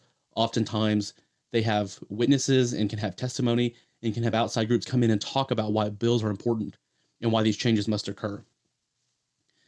There's a couple of different types of committees that I think are important to note as well. Standing committees, special committees, and conference committees. A standing committee is a permanent committee, like the Appropriations and Budget Committee. That's a standing committee. It exists anytime that the legislature exists. Anytime the legislature is in session, this is a committee that exists. You can have a special committee that's formed for a very specific purpose, maybe to consider this one topic or this one bill, or maybe these types of bills. And then you also have conference committees. And these are the committees that are used when each chamber passes a different version of a bill. So if a House bill gets passed by the House and the Senate passes a different version and they can't agree on the changes on the floor, it goes to something we call a conference committee. So what is debate? Well, honestly, it's one of the most fundamental characteristics of a legislature, and not just of legislatures, but of any deliberative assembly.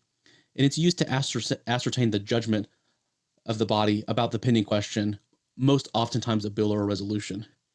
Generally, two sides of debate alternate. So those for will debate, those against will debate, and will alternate back and forth to balance it out while people are giving their point of view. And they're only allowed when a motion is properly before the body.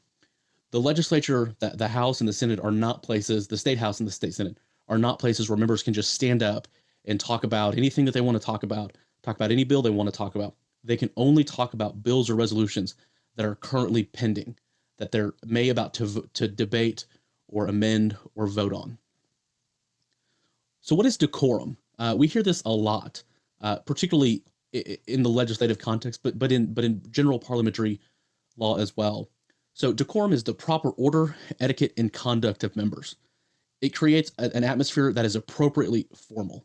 Decorum is hugely important because the legislature does hugely important work. We're doing the work of the people. For the nearly 4 million Oklahomans, we're doing the work on behalf of the entire state. So decorum is important because it encourages order, preparation, and participation. But it also places the focus on the issues and not the people. One thing that we often see is people debating people, not necessarily in the Oklahoma legislature, but around the country. We see people talking about other people or other lawmakers or other policymakers. And decorum is really, really important because it focuses that debate on the issue and not the person. Decorum is also encouraged because by requiring the use of appropriate language and parliamentary terminology, we keep things fair, we keep things consistent, and we keep things from getting personal. And this often includes creating and enforcing a dress code, and additionally restricting food and beverages on the floor. And obviously the Oklahoma House has that, the Oklahoma Senate has restrictions on those things as well to keep everything appropriately formal. You're going to hear, if you're around the legislative process a lot, you're going to hear about the issue of germaneness. And this comes up frequently. But what is it? What is germaneness? Well, germaneness is the relevance or appropriateness of amendments or motions to the item under discussion. There's no perfect test to determine if something is germane or not. But here's a couple of questions that can help determine whether an amendment or a motion is germane to the question that it's applied to. So if you've got a bill that you're currently considering and there's an amendment, you might ask is, how is this amendment related? And here's a couple of questions that can help with that. Does the amendment deal with a different topic or subject? Does the amendment unreasonably or unduly expand the subject of the bill? Would the amendment introduce an independent question?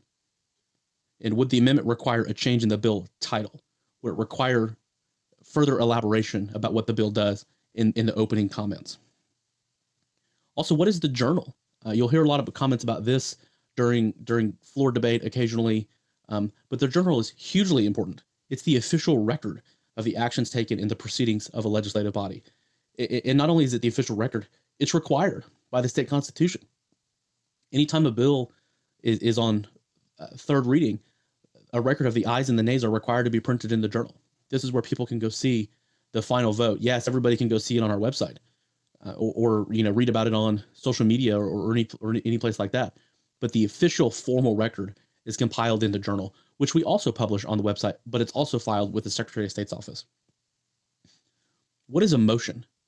And this gets to the basics of parliamentary procedure and parliamentary law. A motion is very simple. It's a proposition or request that the body takes some action upon a matter. This is the basis for business in a legislative body, but in any organization, in any meeting that you've ever been a part of. The way that new business comes before a group, comes under consideration, is in the form of a motion. In the legislative context, that takes on a little bit more formal and advanced role because many of our motions are House bills or Senate bills or joint resolutions or simple or concurrent resolutions. They take on a much more formal tone because, like I said, we're acting on behalf of the state of Oklahoma. The things that we do need to be a little bit more formal and a little bit more complex because of how they impact people. What's the order of business? You'll hear this talked about frequently. The order of business it's very simple. It's just the sequence of business, the things on the agenda that need to be considered for each day that a legislative body meets. Each chamber decides its own order of business. So in the House, we've adopted a rule on the order of business, and we follow that every single day. What's a parliamentary inquiry? Well, a parliamentary inquiry is basic. It's a request from a legislator to the presiding officer, and this can be in committee or on the floor for information concerning the pending business, the body's rules and how they apply to the matter before the body, or to something that a member may want to do. So it's very basic. A member asking the presiding officer a question about procedure, parliamentary law, things that are going on in that moment or under bills that they're considering. What's a point of order? You hear this a lot. You used to hear it a lot in the State House. You hear this a lot in your private meetings as well. But a point of order is a parliamentary device used to require a deliberative body or a legislative chamber to observe its own rules and to follow established parliamentary procedure. So this is used if somebody believes that the body is violating its own rules, that they're not doing something correct, that something's out of order, that, for example, the amendment clock hasn't ended yet in the State House. The state legislature and the State House has a certain time period before the House can consider something if it's got an amendment. Well, what happens if we bring that up too early? Somebody can lodge a point of order. But there's a couple of really important things that people need to keep in mind about point of orders. One, it's got to be timely. You have to do it as the breach is occurring, as the breach of rules or conduct is occurring. If you do it after the breach or irregularity has passed, it no longer matters. You have to do it while the breach is occurring. And then once a point of order is raised, how's it handled? What happens next? Well, somebody stands up and says point of order, and they state what they think is wrong. And in the House of Representatives, you have to state the rule that you believe is also being broken, because that helps focus the presiding officer and members and staff on the relevant rule that you're talking about. So you have to cite the rule, and then the chair gives a ruling. The chair says, Representative so-and-so, your point's well taken, or your point's not well taken, and provides an explanation. And that's subject to an appeal. If the member believes the presiding officer is wrong, they can appeal that to the entire membership of the legislature, and a vote's taken. So one question is, what is a question?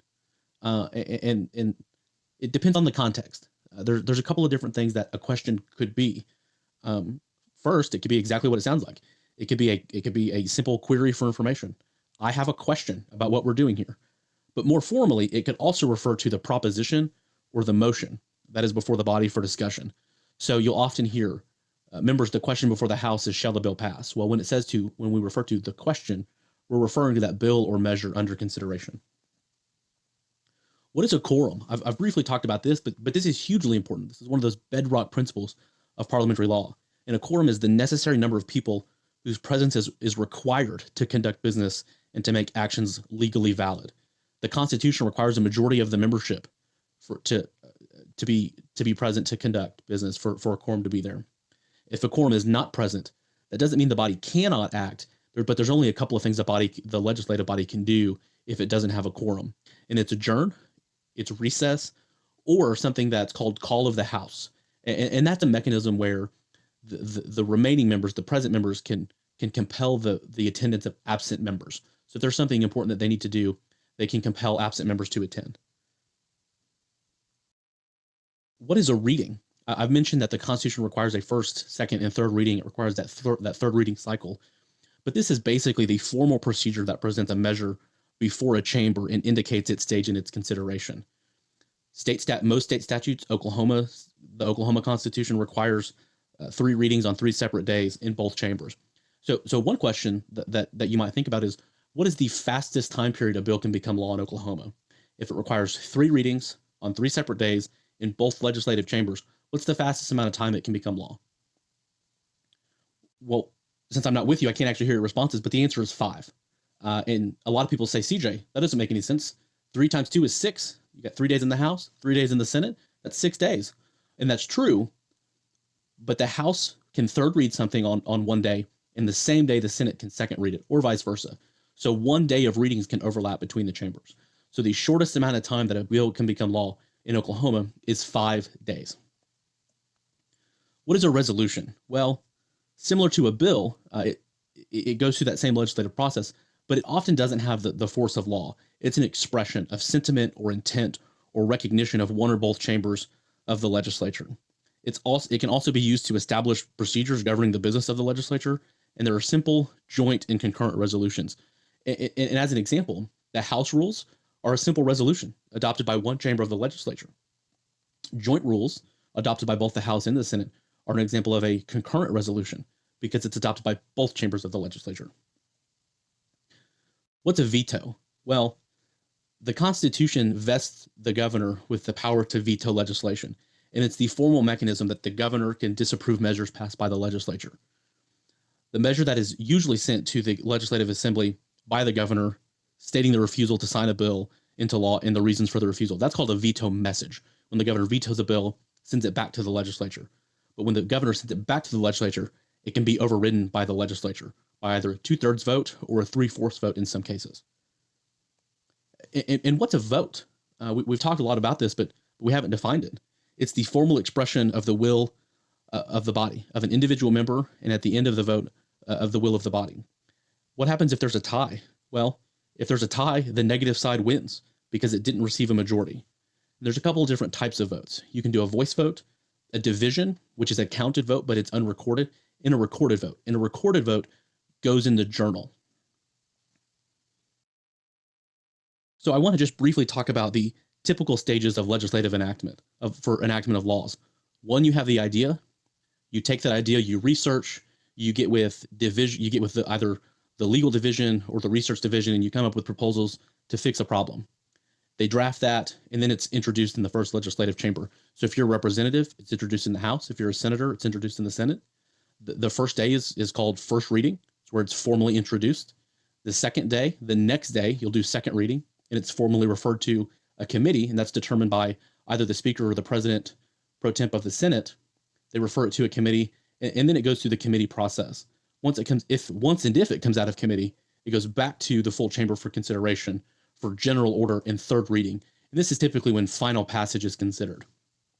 If it passes that third reading, it goes to the opposite chamber. So if it's a House bill started in the House, it goes over to the Senate, and it repeats all those same steps. You got first reading on the first day, second reading on the second day, and then it goes through the committee process. And it could take weeks for it to get to its third reading step. If, as mentioned, the Senate can pass or the other chamber can pass a different version of the bill, it's got to go back to the other chamber to either adopt or send to conference to reconcile the differences. And if they're able to do that, pass the same bill or pass the same conference committee report out of both chambers, then it goes to the governor, and the governor can either sign it or veto it. And if the governor vetoes it, it can come back for override if that's necessary.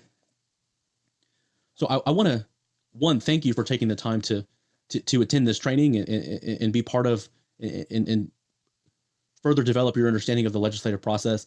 Again, I'm so sorry that I couldn't be with you live, but virtually. And I hope this pre-recording is a good substitute for me being there. And I just want to thank Joe and his team for giving me the opportunity to create this content, share this video. And if you have any questions, please feel free to email me, cj.cavin, C-A-V-I-N, @okhouse.gov.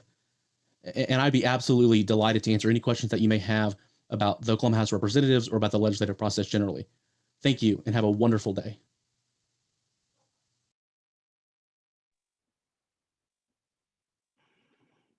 Now, when I used to instruct parliamentary procedure, I would tell people if you are an insomniac, that is the guaranteed way to help you fall asleep is reading Robert's Rules of Order. I know that was a deep dive into that.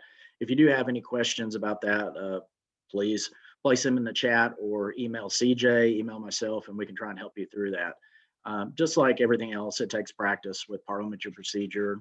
And I've often called that process at the Capitol a chess game rather than checkers. Some lawmakers play checkers, others play chess. And the successful ones are the chess masters that know how to use the rules to get across what they want to accomplish. Before we move into the next part, I want to show, if I can pull it up. Let's see.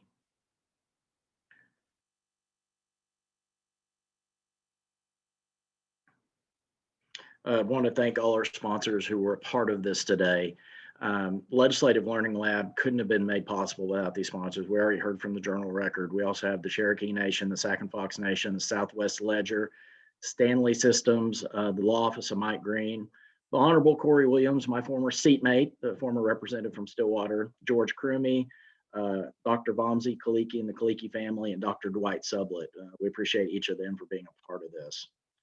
And as we go into the final part, really looking forward to a deep dive discussion into an issue that's important with OICA and some of the areas where we've worked over the last several years, and to kind of give you an idea on one topic of the work that goes into getting an issue passed at the Capitol when we have several people working on that same topic.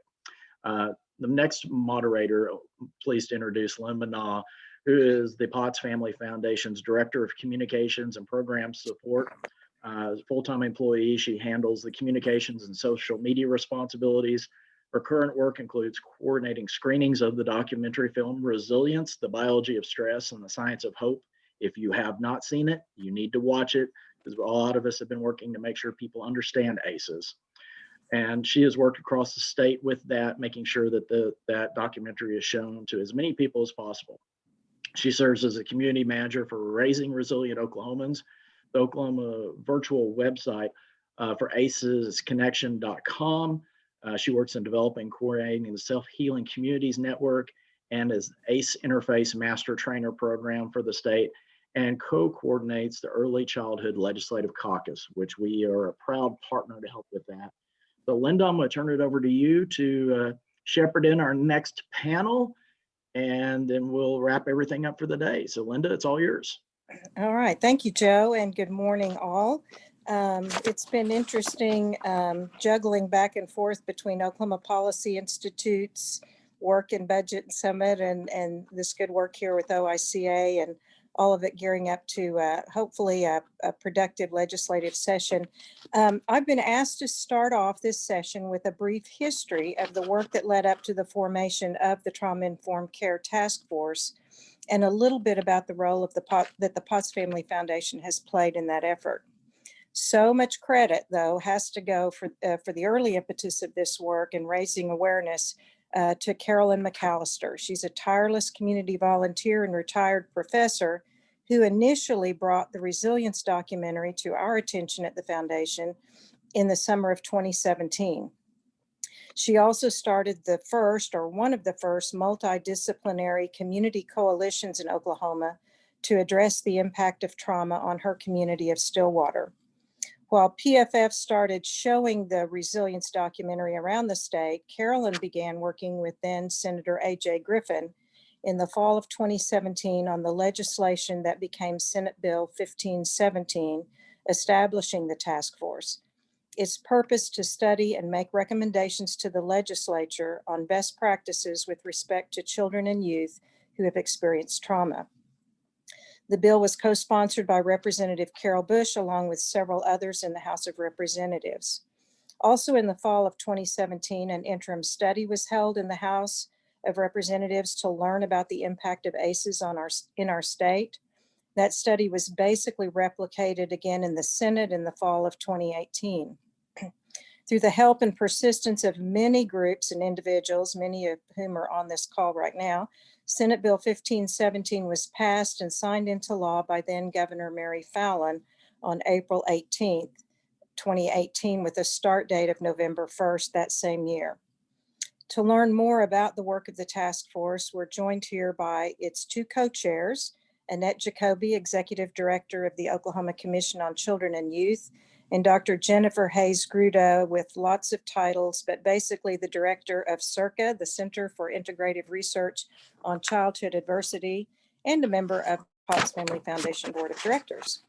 Annette, will you start off and talk about the structure of the task force and your work over the last 2 years, including agency, professional, and organizational representation, and the 2 work products that have been completed? You got it. I am, let's see, host disabled, the participant screen sharing. So I have a PowerPoint. Miranda, are you around? Or I don't know who's controlling the screen. Anybody? We have your PowerPoint. Are you wanting to run it? I also gave you the ability to stream. Oh, it says it's been disabled. So either way, if you want to pull it up, that'd be great. And I'll just say next slide. How's that? Sounds great. Thank you. I appreciate it. So thank you everyone for having us. This is a subject matter that is near and dear to a lot of our hearts. And thank you for starting that. So I just want to start by saying that I love this African proverb of the greeting that the Maasai tribe would use from when they would walk from one village to another. And instead of saying hello or how are you doing, the question is, how are the children?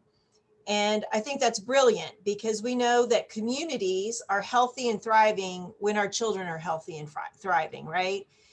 Children come in units with families and parents, and we know that when their parents are doing well, that the children have a better shot of living in nurturing and safe and stable environments. And that's what we want for all of our kids. So I really want us to start asking, how are the children? And in Oklahoma, the latest Kids Count information tells us that we rank 45th in the country for how are the children.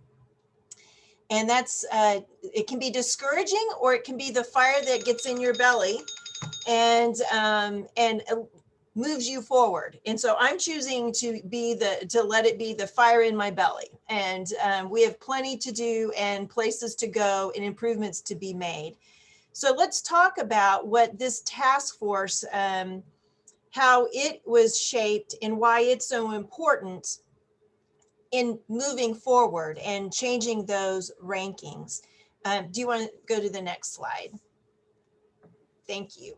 So Linda gave a little synopsis of this already, so I won't belabor it, but I do want to say that I think it's important for everyone to recognize that it is not that the state of Oklahoma has not been working in the area of trauma, whether it's the prevention of trauma or the intervention of trauma, or perhaps the treatment of trauma. We have been doing that. So what I think this task force's charge that has to me been so incredibly valuable and important is to take what work we have, determine what is useful, and then coordinate those to the best of our ability, whether it's direct kind of efforts, whether it's campaigns, you name it. So that I think is the charge that is to me long lasting. Next slide. So it's important to know who's on this task force, but I want to say 17 people representing 17 different sectors is not the girth of what we want or need to tackle this issue. These are people that definitely have a heart for this and have expertise and have shared a good deal. And I'm going to move through these slides, but I just want to point out that there are valuable industries and partners that were not included. And it's just because you can't name everybody under the sun and still have a work group. But let me tell you that I think the data that the research coming out is pointing us ever more so to the direction of neglect. And that is oftentimes, but not always, tied to economics. And that if we really want to see a movement, not only in just the prevention of neglect and abuse, but trauma, we need to start talking about the economics facing our families and the challenges and decisions that they have to make on a daily basis. So who's not at the table? Our chamber or the business industry, the people who create good paying, livable wage types of jobs. We need to really talk about childcare, quality, affordable childcare. We need to talk about housing, safe, stable, affordable housing. So while we have a lot of wonderful people with knowledge about direct trauma, the work around it, I think that we're increasingly aware that this is a subject matter for everybody and anybody, regardless of what you do for a living or where you are in a stage of life. We all can play a role in this. So on this screen, you'll see the health department, the mental health department, along with substance abuse services, DHS, Department of Ed, a couple different facets of the Department of Ed. Our lovely Dr. Jennifer Hayes-Grudo, the American Academy of Pediatrics, myself. You want to go to the next slide? And then Indian Health Service, the Healthcare Authority, the AG's office, pediatricians being represented by Dr. Dunlap at OU, Steve Hahn from the Parent Child Center, Lana Beasley, who does beautiful research in this area, Dr. Saxton, and Janelle Breton of the Office of Juvenile Affairs. Is there one more? Okay, thank you. So I think that we have a wonderful group of people, but just keep in mind that if you are interested in this topic, if you would like to play a role, that we have numerous work groups and committees that are working on different aspects of this, and we are happy and willing to add you to those if you're interested in serving in that capacity. So special thanks, and I'm hoping and bet that we have some members here on this call that were authors to the original legislation. Hopefully Senator Griffin is on the call, and my guess is we might have some others, but I'm just want to say thank you for your vision and for the effort to get this across the finish line and to get this actually put into law. Next slide. Why do we need this group? Well, we're ranked number 45th in child well-being, and really when you talk about the direct correlation to adverse childhood experiences, Oklahoma is number 1 in the nation for children aged 17 or younger who experience 2 or more ACEs. And oh, Katie, you have a great question. I will, if you contact me, and I will put my email here in a minute in the chat, or maybe Joe could do that for me, or Jennifer. We'll get you in a group, so thank you. this is important because Oklahoma really is a group of traumatized people. And it's going to take a lot of work for us to think about how to lift us all up. Lift us all up. We have really got to view this as a collective and that we're all in this together. Next slide. Most of you are probably very familiar with this, but I just want to reiterate that stress, we all encounter stress from time to time. It can be a positive thing in our lives, while it may not feel like it at the moment. Studying for a test and accomplishing something around that test, taking the test and making a good grade, that's positive, right? It helps you grow. It stretches you. You experience something, you know how to handle it in the future. So that's something to consider. What we don't like to see, intolerable stress is something that can be mitigated. It's not anything you want. It's not anything you want to ask for, but with loving, caring, supportive people around you or other mitigating supports, you can get through it. What we don't want and what we see too often in this state and in this country is toxic stress, because we know toxic stress can actually change the architecture of kiddos' brains, meaning that when you have a kid sitting in a classroom and you want to say, oh, they're just, that's such a troubled kid, they can't focus, they're not listening. Well, it's probably because they've got some need to control their environment and continually look to see for safety, and their wiring is different because of what they've endured as a small person. So toxic stress, not a good thing. Next slide. I think this is a lovely visual, and I just want to throw it out here because I think that we often see this idea of the ACEs that we're familiar with and the ACE screening tool, but we would be remiss if we didn't talk about truly the grassroots issues that are so often connected to the 10 or so ACEs that we score. And that's poverty, discrimination, community disruption, the lack of any kind of economic or social mobility, poor housing, and violence. And so these are things that we really need to bring partners that work on those issues to the table. Next slide. This too, I think, is becoming more and more important, and the wonderful Dr. Bob Segi and Bart Klinka, some very, very prevention-oriented and focused researchers are now really beginning to talk about how do we move through these factors of being influenced by our families and moving forward into becoming a productive and healthy adults. So I think we're beginning to see more and more of these visuals that help us kind of connect what used to be in our brains, kind of very disparate areas of work. They're not. Neglect, abuse, adverse childhood experiences. We may see buzzwords that come and go, but this is all intertwined. Next slide. So I just think it's important. I kind of mentioned this early on. It is not as if this task force is creating new work. There's been so much good work across the state, led by state agencies, and these are examples that we have put in reports. Our first report was a scan of what activities were going on across the state. Particularly, we were looking for activities and group efforts that were not necessarily sponsored or organized or administered by state agency. So we saw some very creative and innovative work across the state, but unfortunately those outfits often don't have the finances or resources to go as broad or wide as we might like. So we really wanted to incorporate them into that first report, and that was due at the end of the first year. The second year, though, we've really focused on how to create a structure so we could move forward in a collective, organized, collaborative fashion.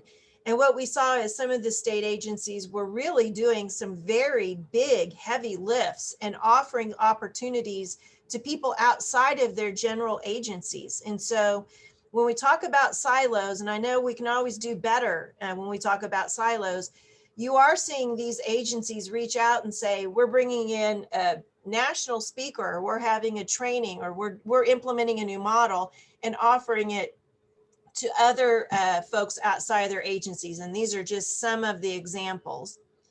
Next slide. Oh, and this is just a continuation.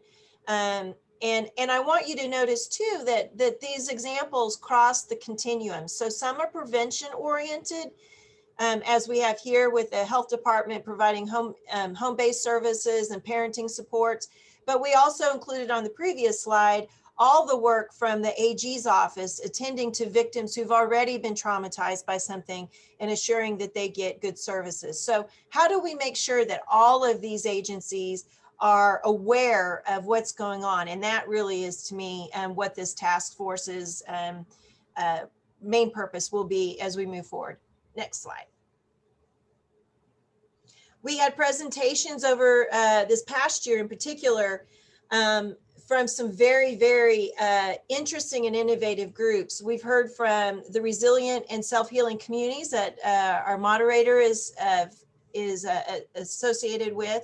We heard from OSU and their Center for Integrative Research and Childhood Adversity, Systems of Care Coalitions, Handle with Care, Embrace OKC, the list goes on. And if you will notice, I think that there is a word that is becoming more and more associated with all of these works.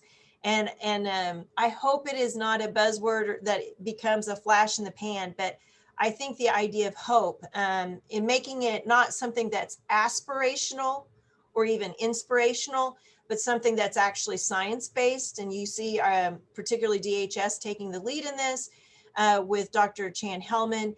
But the idea that hope is something that can be measured, that is needed. And we know if we are going to move any of this work forward, that the citizens that we are trying to assist or lift up and walk hand in hand with need to feel like there is light at the end of the tunnel and that it is something that is doable. And so what you will see from a lot of these models that we had or programs that we had or efforts can talk about is their connection to raising hope, or that there is a positivity focus and not just getting rid of something bad. It's also promoting something good, because we all know that just getting rid of bad does not necessarily mean that things are oh so much better. So it's making sure that you're doing both things, right? Getting rid of the negative and increasing the positive. Next slide.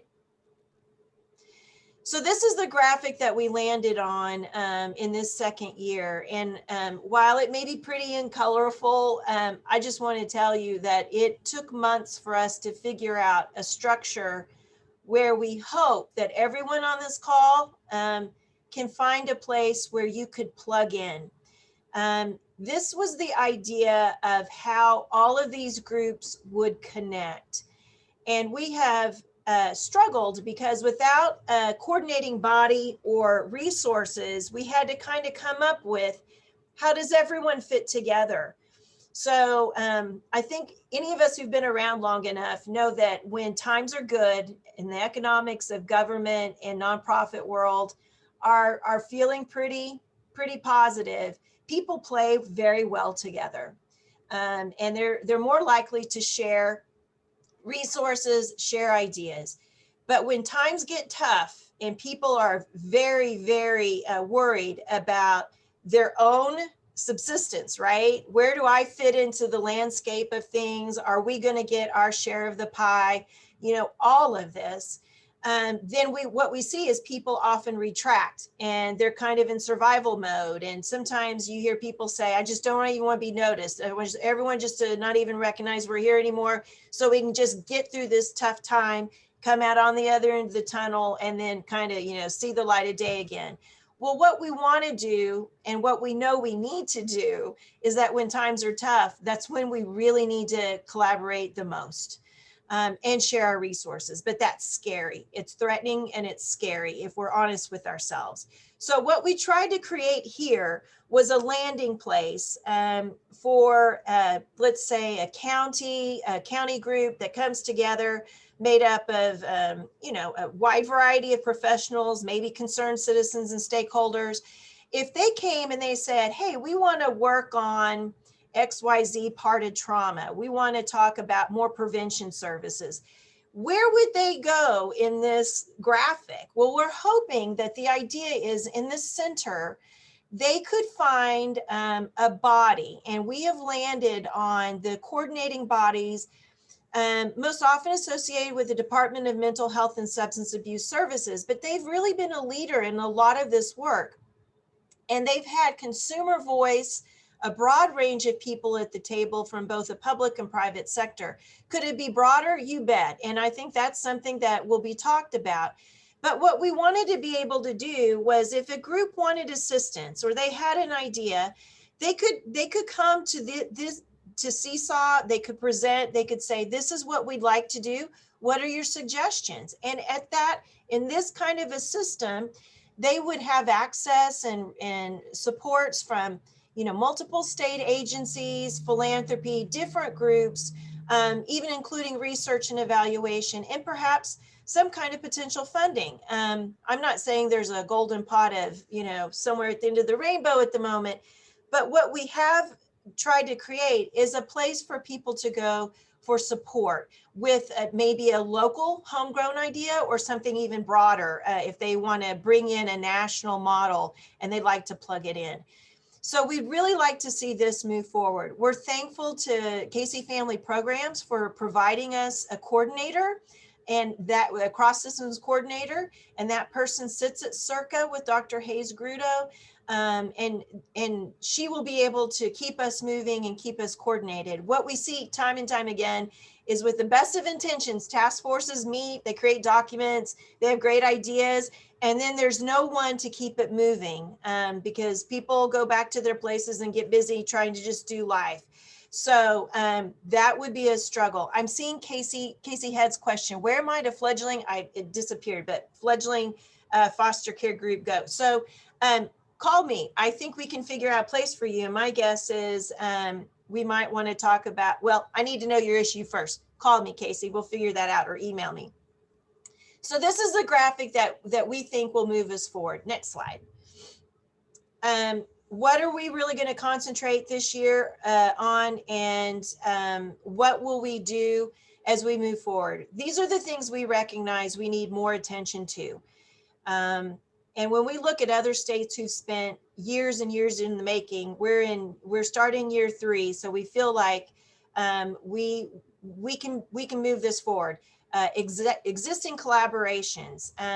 How do we connect these? And you just saw the graphic. How do we really formalize those connections, whether it's through agreements or codifying into law? We're not really sure. There are lots of ways to kind of accomplish that. We'd like to do it with the easiest mechanism possible. So in case we have a better idea someday, we can change it and create that change pretty easily. But we do recognize that we need to have some kind of formal connection. We've also created a trauma-informed practice group, and that group has already been meeting and talking about the evidence-based practices that are going on and what do we think needs to either be brought in or enhanced. I will say, although we've spent a good portion of the past 20 years bringing in evidence-based programs, and kudos to the state of Oklahoma and the legislature for going that route. It's been so smart because we've been able to leverage that for federal dollars in a lot of instances.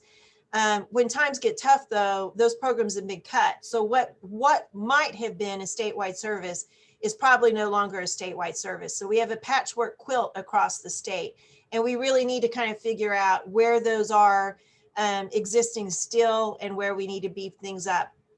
That's even changed since the year or so since we did the scan. So that's something that we just need to be vigilant about and always attuned to. Next, the cross systems coordinator, again, thanks to Casey Family Programs, that is in place. We also recognize that there needs to be some kind of easy to find resource as a website so that folks like you or other professionals or even those seeking services could easily find a compendium, all kinds of information, whether training opportunities or services. We also believe in expanding training opportunities, and that's something that I think we're already seeing a result of the task force that's already happening. And then last but not least, something I don't think, honestly, that we did enough, hardly any, and we need to do much, much more. Ethan Henderson, there is no website yet. We are in the process of trying to figure out where that should be, but thanks for that question. But lastly, I just want to say something that I think we need to do better in this next year and really make an effort, and that's connecting with community stakeholders, including consumers of services, and probably most importantly, the consumers of services. And so while we've done a lot of work with professionals at the table, we really need to hear from people what they think they need and what, particularly in their individual communities. And then next slide. Oh, I'm going to skip that. We'll go on to the next because I know I'm over my time. So if you need me, please feel free to reach out to me either by email or phone. I can help plug you into a work group or get you set into that graphic and figure out a place for you. We are very happy for anybody's involvement. And with that, I'll turn it back to you, Linda. Okay. All right. Thanks, Annette. That's great presentation. Jennifer, will you now share the key findings that have come out of the task force so far and what a trauma-informed focus on prevention might look like for our state? Yes, and I have some slides. So if on Seesaw, they've been saying when they transfer the slides, they say, you now have the power, meaning you have the PowerPoint. But we have focused on identifying not just what's going on in the state, but we've also focused on what should we really be drilling down into and what are the big principles going forward, because opportunities change, situations change. Just as Annette mentioned, there are good times, there are bad times. We know we are a trauma-filled state. We also know that we're a resilient state. We are still here. We do manage to limp along and we recover, but are we doing it intentionally? Are we just sort of fumbling our way along? And often that's what it feels like to us. And so what we wanted to really focus on, how do we not just prevent ACEs, but how do we reduce their effects as we go forward? Being trauma-informed means being aware, being responsive, and then being healing. So let me just go through some of the points that I think I would love for everybody to take with them that we have talked about from the Trauma-Informed Task Force. So next slide, just to remind you, Annette put up the pair of ACEs slide. ACEs happen at individual levels and they happen at systems levels.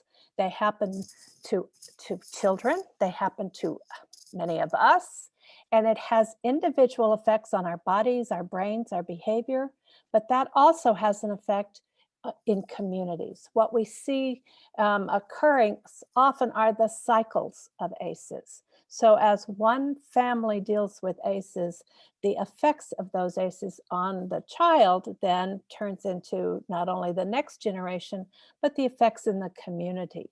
So we've tried to kind of toggle between helping children and families and helping whole communities and systems be trauma responsive, trauma informed, and heal and provide healing. So next slide. I just want to keep that in mind. This becomes really important when we think about what buffers children from ACEs. We know that children in Oklahoma, children across the country, from our Head Start data, that the majority of children in Head Start have already had two types of ACEs by the time they're 3 or 4 years old. So assuming that ACEs have already happened, what do we do to help buffer those effects and become more resilient? Have hope, be able to see a better future.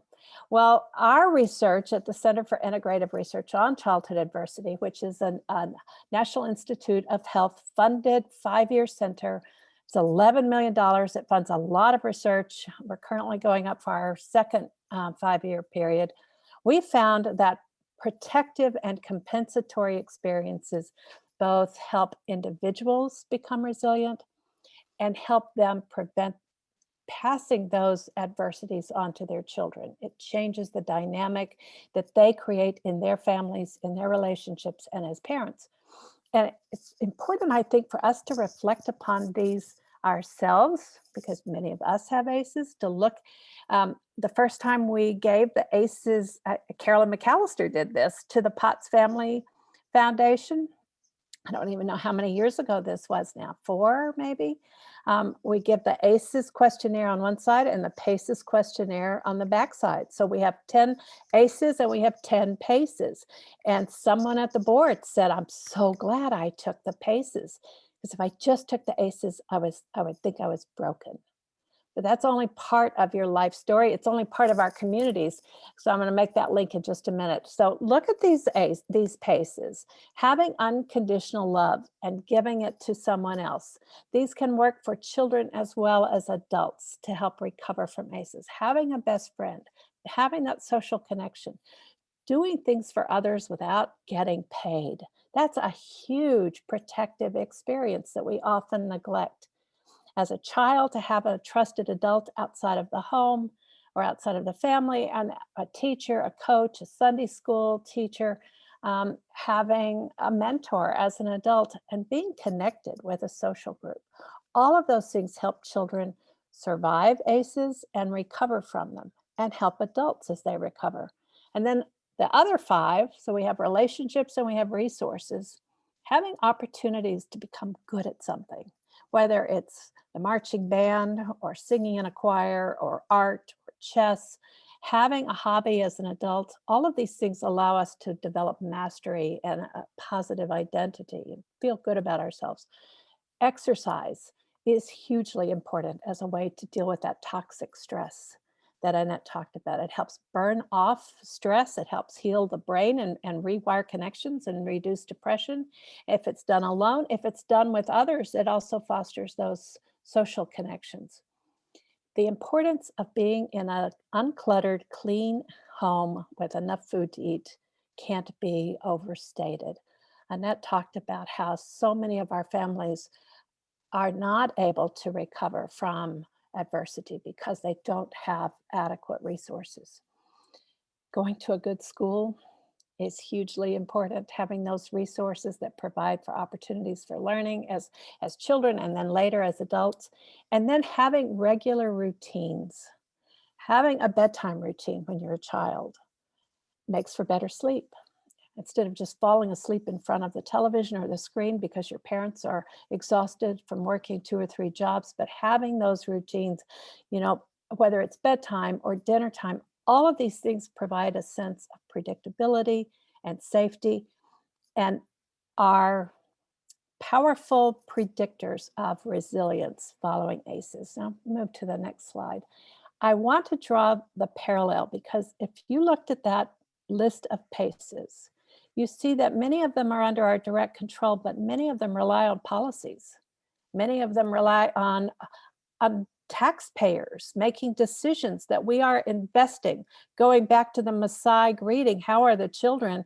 Well, they're not going to be very good if they don't have playgrounds, if they don't have schools, if their parents don't have opportunities to work and have adequate food for the children.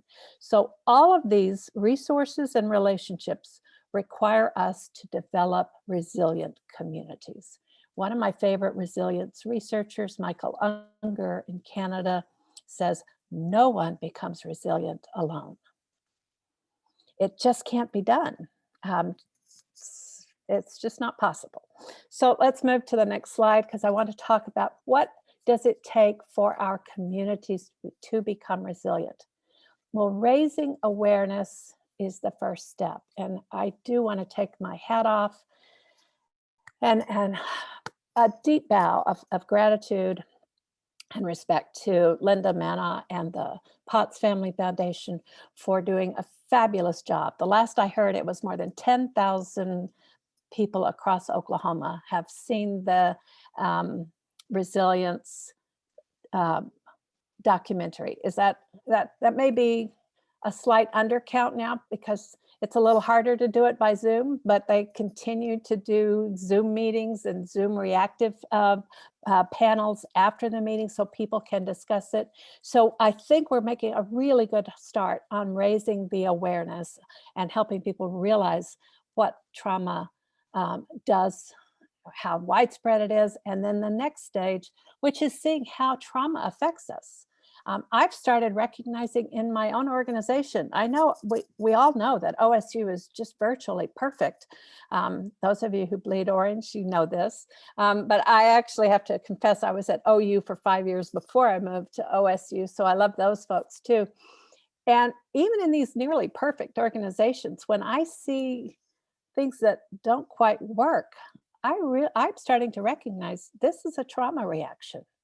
This is a reaction to childhood events that taught us we can't trust other people, or that we are not willing to share some resources perhaps, and or that we just need attention in ways that aren't always very appropriate. So recognizing how trauma affects individuals, our colleagues, and our systems is the next step in becoming trauma informed, and responding then differently. Instead of reacting ourselves, well, I'll show you, you want to start a little war, the trauma responsive response is to recognize, oh, this is a trauma response. So instead of pushing back, I need to help this person feel safe. I need to help this system see a different pathway where there's plenty, where there's opportunity, as opposed to hunkering down and fighting for my team or my resources. So that's responding by putting this knowledge about what trauma does into practice, and then preventing re-traumatization in our policies so that we don't do things that trigger these kinds of reactions. These are the original trauma-informed practices established by the U.S. Substance Abuse and Mental Health Services Administration back in 2014. As this work continues, we are evolving, I think, better understandings of how systems can be more than trauma responsive and go beyond just preventing re-traumatization. So in the task force, we have tried to focus on what research and what programs are out there that help us move from being organized around trauma, which tends to be trauma-inducing in our systems, tends to be really highly dysfunctional, like a dysfunctional family, when we're reactive. And we, instead of telling a narrative that moves us forward, we just keep harping on what bad things happened to me, maybe not in my childhood, but last week with the supervisor, or distracting ourselves, or numbing ourselves, seeing people split apart, being okay with all the inequity that's around us, and relying on authoritarian leadership that just tells and dictates without listening and being responsive. That is what many of us have been in. We've all experienced either large systems or small systems that were trauma-inducing. If we live in trauma-filled environments, move to being trauma-informed, which I pretty much just described, and is a great first step. I mean, that is our hope, is that we all get to this step next, where we understand, we share language around what trauma does, we recognize institutional racism, discrimination, urban, rural. It's not just about race and ethnicity or other ways to divide people, where we take care of ourselves and each other, where we have ongoing training and input into our leadership. All of those things are good, but our ultimate goal is to become a healing state, a state where if you're born in Oklahoma, you think, how fortunate that my grandchildren are going to be raised in Oklahoma, where we really care about each other, where we're reflective, where we use this past full of adversity to inspire us to continued growth and development and being preventive oriented, where we collaborate and trust, where we are accountable for the difficulties others experience and try to create more opportunities and equity. And our leadership is based on relationships and not just power. So those are the main criteria that I think I tried to pull out of all the meetings that we have had, whether it's the task force or our working groups, and focus on what is this framework that we're trying to develop as we move beyond being trauma affected to trauma responsive to trauma recovered, and we create a state that's healing and organizations that help people heal. So that's kind of pie in the sky. That's my job as a leader of a research center, is to see that North Star, maybe way out there. But, you know, I think what I can tell you is this task force and the people in it and the people I've worked with through the Children's State Advisory Working Group and the State Advisory Task Force, they're committed. And we would love to have more voices, more hands and legs and brain power, because I think we've launched something here in Oklahoma that is going to continue. I see Carolyn McAllister is making comments. I can't talk and read at the same time, but Jennifer, I'm done. So questions Jennifer, or moving on? Linda? You do have a question that Carolyn asked, and let me see if I can find it now, about the age group. When you referenced the children in Head Start having 2 ACEs, she asked what was the age group of that statistic? That was 0 to 3. And I can send you Carolyn likes the references, so I'll be happy to send you that data. That came from one of our colleagues in Arkansas who looked at that national data set, Lorraine McKelvey. Great. Well, thank you so much for creating that vision of hope and a resilient Oklahoma for us. Our last panelist, I just need to say it took Representative Sherry Conley about 15 minutes after her swearing in as a new legislator in early 2019 to become engaged in this work. As a former educator and school administrator, she became passionate about getting the resilience documentary in front of every school in her district and the surrounding districts. She began also crafting legislation to ensure that educators and other school personnel and future teachers had sufficient training in trauma-informed care.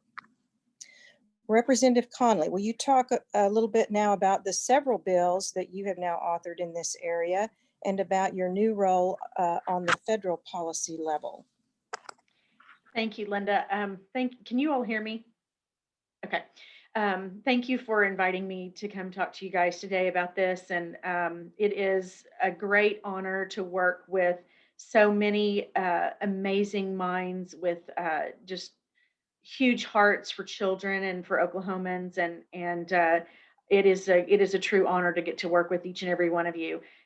Annette and Jennifer, wow. You guys have done amazing jobs. Those were incredible presentations, and thank you for those. And I look forward to this future work that we're going to do. I believe that Oklahoma truly is on a path to be a leader in this work. Between the task force that's just wrapped up and the caucus, the trauma-informed caucus that is just recently formed. I'm excited about that. And the legislation that we're getting through, and all of the people, the 13,000 Oklahomans who've seen the video, and I just pray that we can do more about that. I would love to get this into police departments and sheriff's departments and the jails, and even into our prison systems where our prison guards are seeing it. I would love to see more. I know that some of our pediatricians are using an assessment with families, and I would love to see that statewide, where they're all assessing families' needs, because prevention is ultimately our goal, right? So that's where my heart goes, is prevention. Because think of all of the money that would free up for us to do other great things in our state. If we were paying less to incarcerate individuals, we were paying less at prisons, we were paying less for drug and alcohol rehab, and all of the things that ACEs actually cause, our health outcomes. We could improve those, and so much money that we would have to do other great things in our state. So I applaud you all, and I love that that the groundwork has already been done. I'm looking forward to, and I appreciate how much of the groundwork has already been done and started when I came into this. But it's also so exciting to get to see the next step in the action portion of this. Because ultimately we can do research and we can talk about data and we can look at what the causes of ACEs are, but until we start doing something to change the trajectory, then it really is all for nothing. So I've got two bills this year that I believe will allow us to take another step.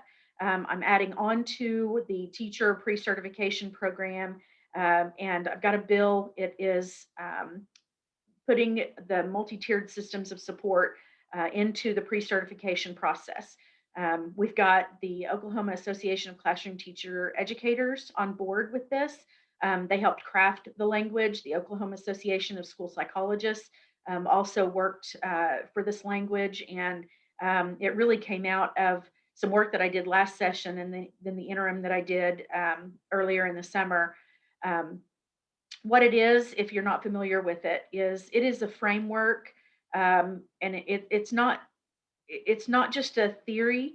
It is a true framework where we can do school in Oklahoma this way. There have been, I think, 3 or 4 other states that have tried it, but they didn't have the systems in place. They didn't have the preliminary work that we've already started in the state of Oklahoma to make it actually work for them. And so I am in contact with them, trying to talk to them about, what has worked for you, what has not worked for you, what do you wish you would have done, what have you learned from this, and what would you do differently type scenarios. And so if we can get our teachers trained on this, and then perhaps within the next 2 years, and with the task force coming through, I can see this actually passing maybe next year, if we can get our budgetary people on board and show them the benefits of what, tackling it from the education side of it. Because when children experience it in their homes, and then they grow up as adults, and then we all have to deal with them at that point. And so I don't know where I was going with that, but one of the things that I love hearing you all talk about is the PACEs, because so many times people talk about trauma, but they don't talk about the hope portion of this. And that's really what we need to drive home, is that, yes, this sounds dreadful when you talk about it, but there's hope and there's things that we can do. And that if we will just do them here in the state, then we can truly be leaders. And I think that's where I'm so excited about being appointed as co-chair to the national committee, and getting to not just take what we're doing in Oklahoma, but also going to the other states and learning what they're doing and what's worked for them and bringing it back to our state to implement here.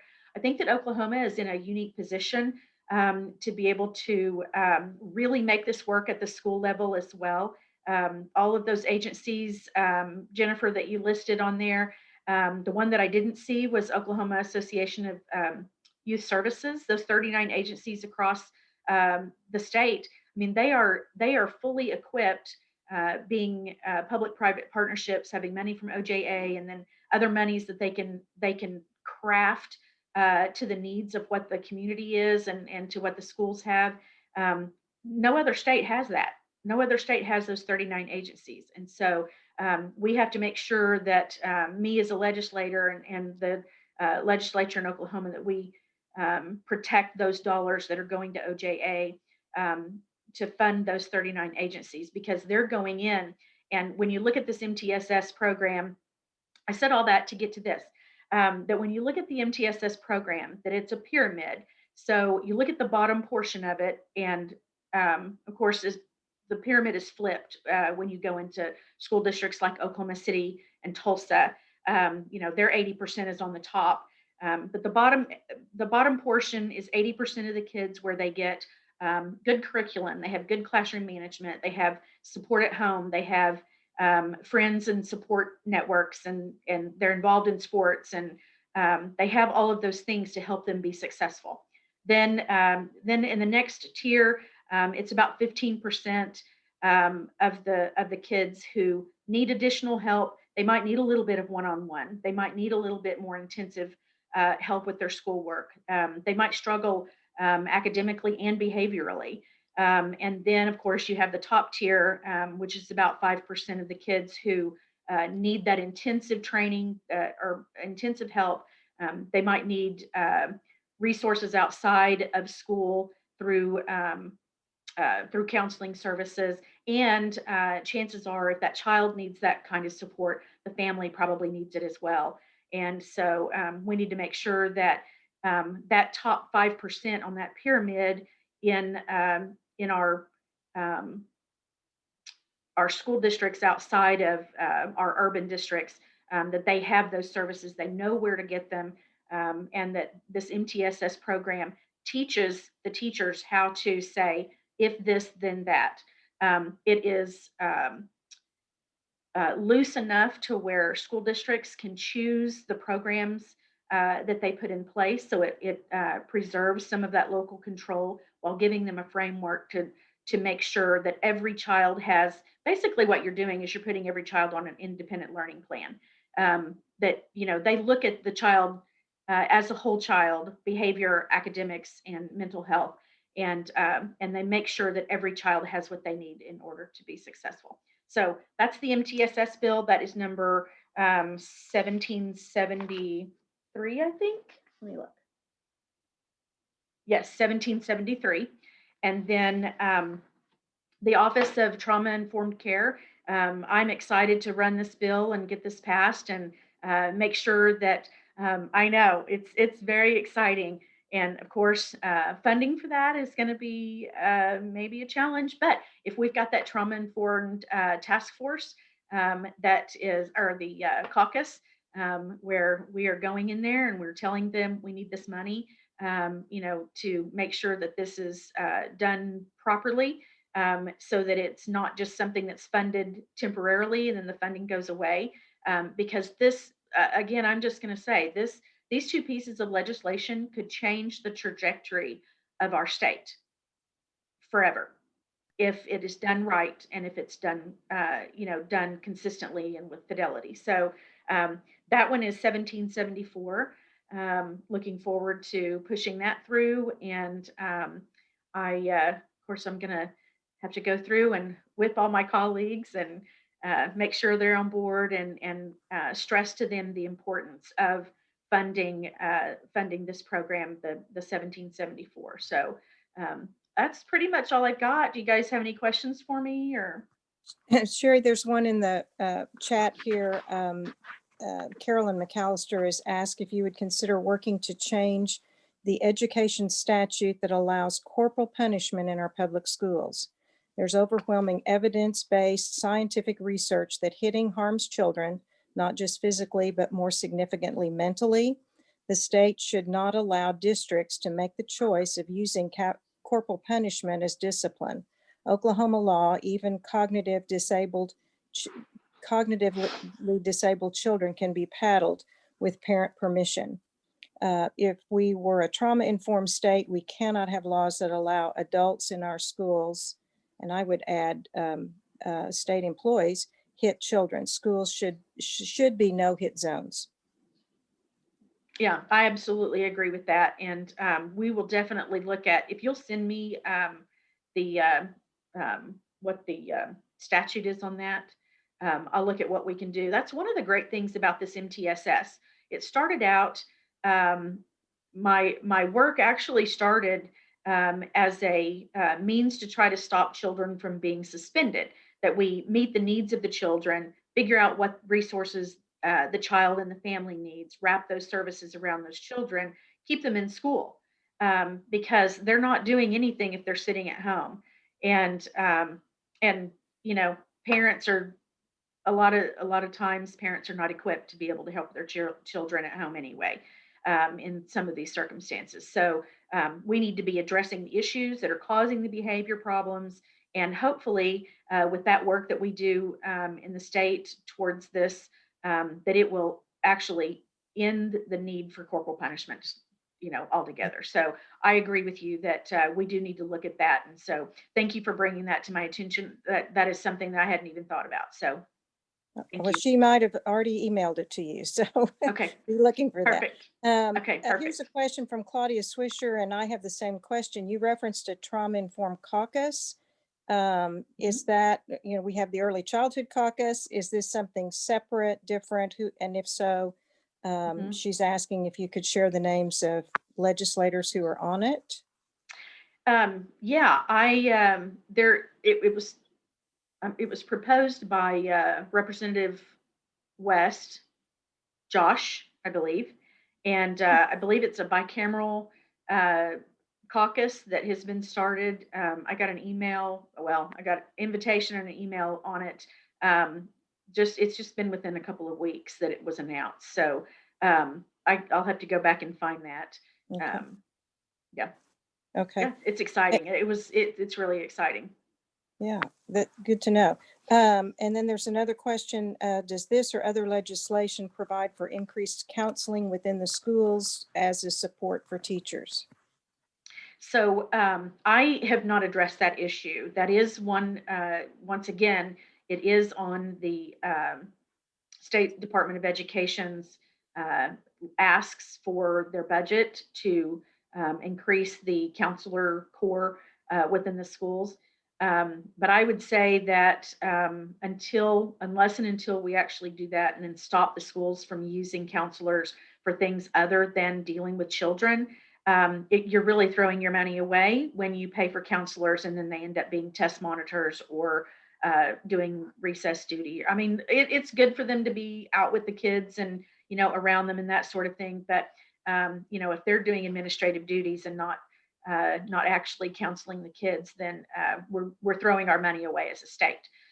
So until we stop allowing schools to do that, which it's hard to do in those rural districts, because a lot of times they're so limited on their administration anyway. So I've heard both sides of that coin, but ultimately the counselors need to be counseling. So that's the reason why I have jumped on board and pushing those 39 agencies so hard, because those 39 agencies, they have counselors on staff. And so let me just give you an example.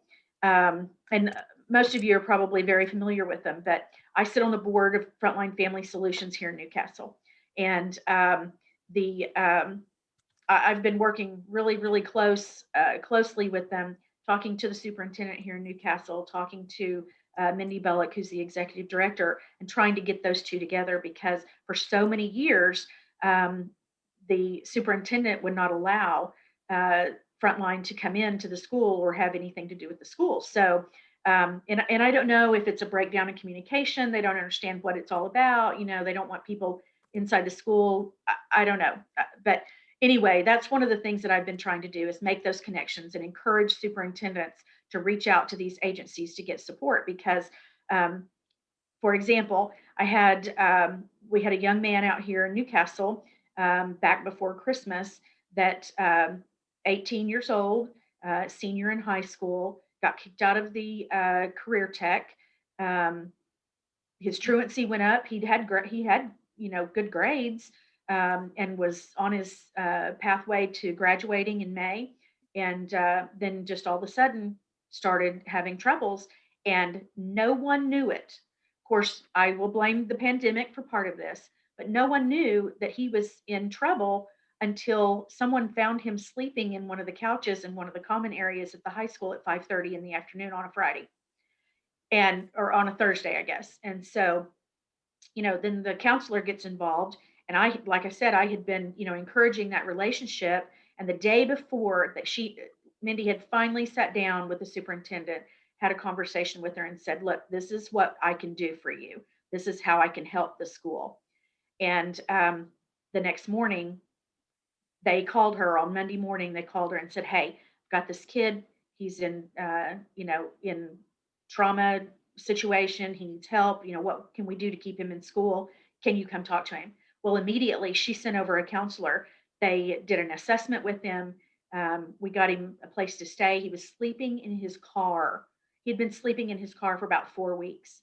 And so, you know, I rallied the community and said, hey, we need, you know, we need some clothing. We need his car fixed. We need to pay for hotel. We need some food just until we can figure out how we're going to help him get stabilized. And the community rallied. The agency was able to help pay for some of the expenses. And, you know, we were able to get that young man in a temporary situation until he could fix what was going on at home that caused him to get kicked out of the house. And so those agencies are so important. That's at the high school level. They do all kinds of work at the elementary and the junior high level with their first time offender programs and young teen pregnancy and all sorts of things. So anyway, I'll stop my pitch on those 39 agencies, but that's just one of those resources that people just don't talk about, and a lot of people don't realize that they're out there. Well, we're glad, and I know they're glad that you've continued to kind of raise that awareness, because there are so many people out there doing so many different groups doing such good work, but there is so much work to do. And, you know, we're not going to be okay until our kids are okay. That's right. We've got to start, as the Potts Family Foundation has said for a long time, invest in kids. The younger, the better. The research backs that up in terms of return on investment. So, Joe, I think we are right at noon, maybe 1 minute after. So, success. Very successful. Thank you, Linda, for moderating this. Thank you to these three wonderful advocates for the work that they're doing. And thanks to all of our presenters today. I want to close on one point and just convey how important it is to do your homework. Like I said, this is a chess game. It's anticipating the moves and knowing what you need to do. But the work that Carolyn McAllister did to bring this forward was so important on what one advocate can do with a loud voice, on knowing her legislator, Lee Denny, and then knowing where to go to do the right things, working with the Potts Family Foundation, who spearheaded the work with this. And Potts Family reached out to us to be the voices on that and the boots on the ground, and persistence. Linda's exactly right. But there's also some luck that goes into this. I will tell you, we would not have gotten this far if it hadn't been for Tonette Walker. And for those of you that don't know who Tonette Walker is, she's the First Lady of Wisconsin. And she hosted a first spouses conference for the National Governors Association that Wade Christensen attended. The first gentleman of Oklahoma, married to Governor Mary Fallin. Wade saw me at an event and pulled me aside and said, hey, you know about this stuff. What's going on with ACEs? And so I was glad to talk to Wade about it. And those of you who know the history, Wade would have every reason in the world to not want to talk to me since I ran against Mary, but he recognized how important this was. We sat down and had a 20-minute conversation, and then we met at a discreet place so nobody would see him meeting with me because he was still worried about that. And we had a wonderful conversation about ACEs. Task forces do not get approved in Oklahoma, but because the first gentleman of Oklahoma went to that conference and was interested in the issue and talked to Mary about it, and then Mary and I had a great relationship, even though we ran against each other, we talked about it. We were able to get that moving through the process. We had the executive branch covered. We found wonderful advocates in AJ Griffin and Carol Bush to run the bill, and they got it through the process. And now we have a wonderful advocate in Sherry Conley, who's now on the national level working with ACEs. And Sherry will tell you, Sherry's a conservative registered Republican. These are not political issues. Children like this, it's not a political issue. It's finding that common ground and the overused word of the week, unity on these issues. We can all work together, but we have to know the right language. And I am hoping we will see you back here tomorrow. I hope this first day of the Legislative Learning Lab has been a good event for you. I've loved it. The next 3 days that we have planned are going to be equally beneficial. If you have friends who have not signed up, encourage them to go to oica.org and sign up. And we will be putting these recordings on the internet. We plan on breaking them down individually. So high schools and other grades will be able to use these different breakout sessions as lesson plans, because I think the content of what we're promoting here, it's not covered in our government classes in high school, and these are the things that they need to learn. And that's what OICA is wanting to leave from this. Let's get these kids better educated in the process so they can be advocates as well. Thank you to each of you who have been a part of today. We will see you back here at 9 in the morning, and have a great day, and let's be strong advocates. Thank you all.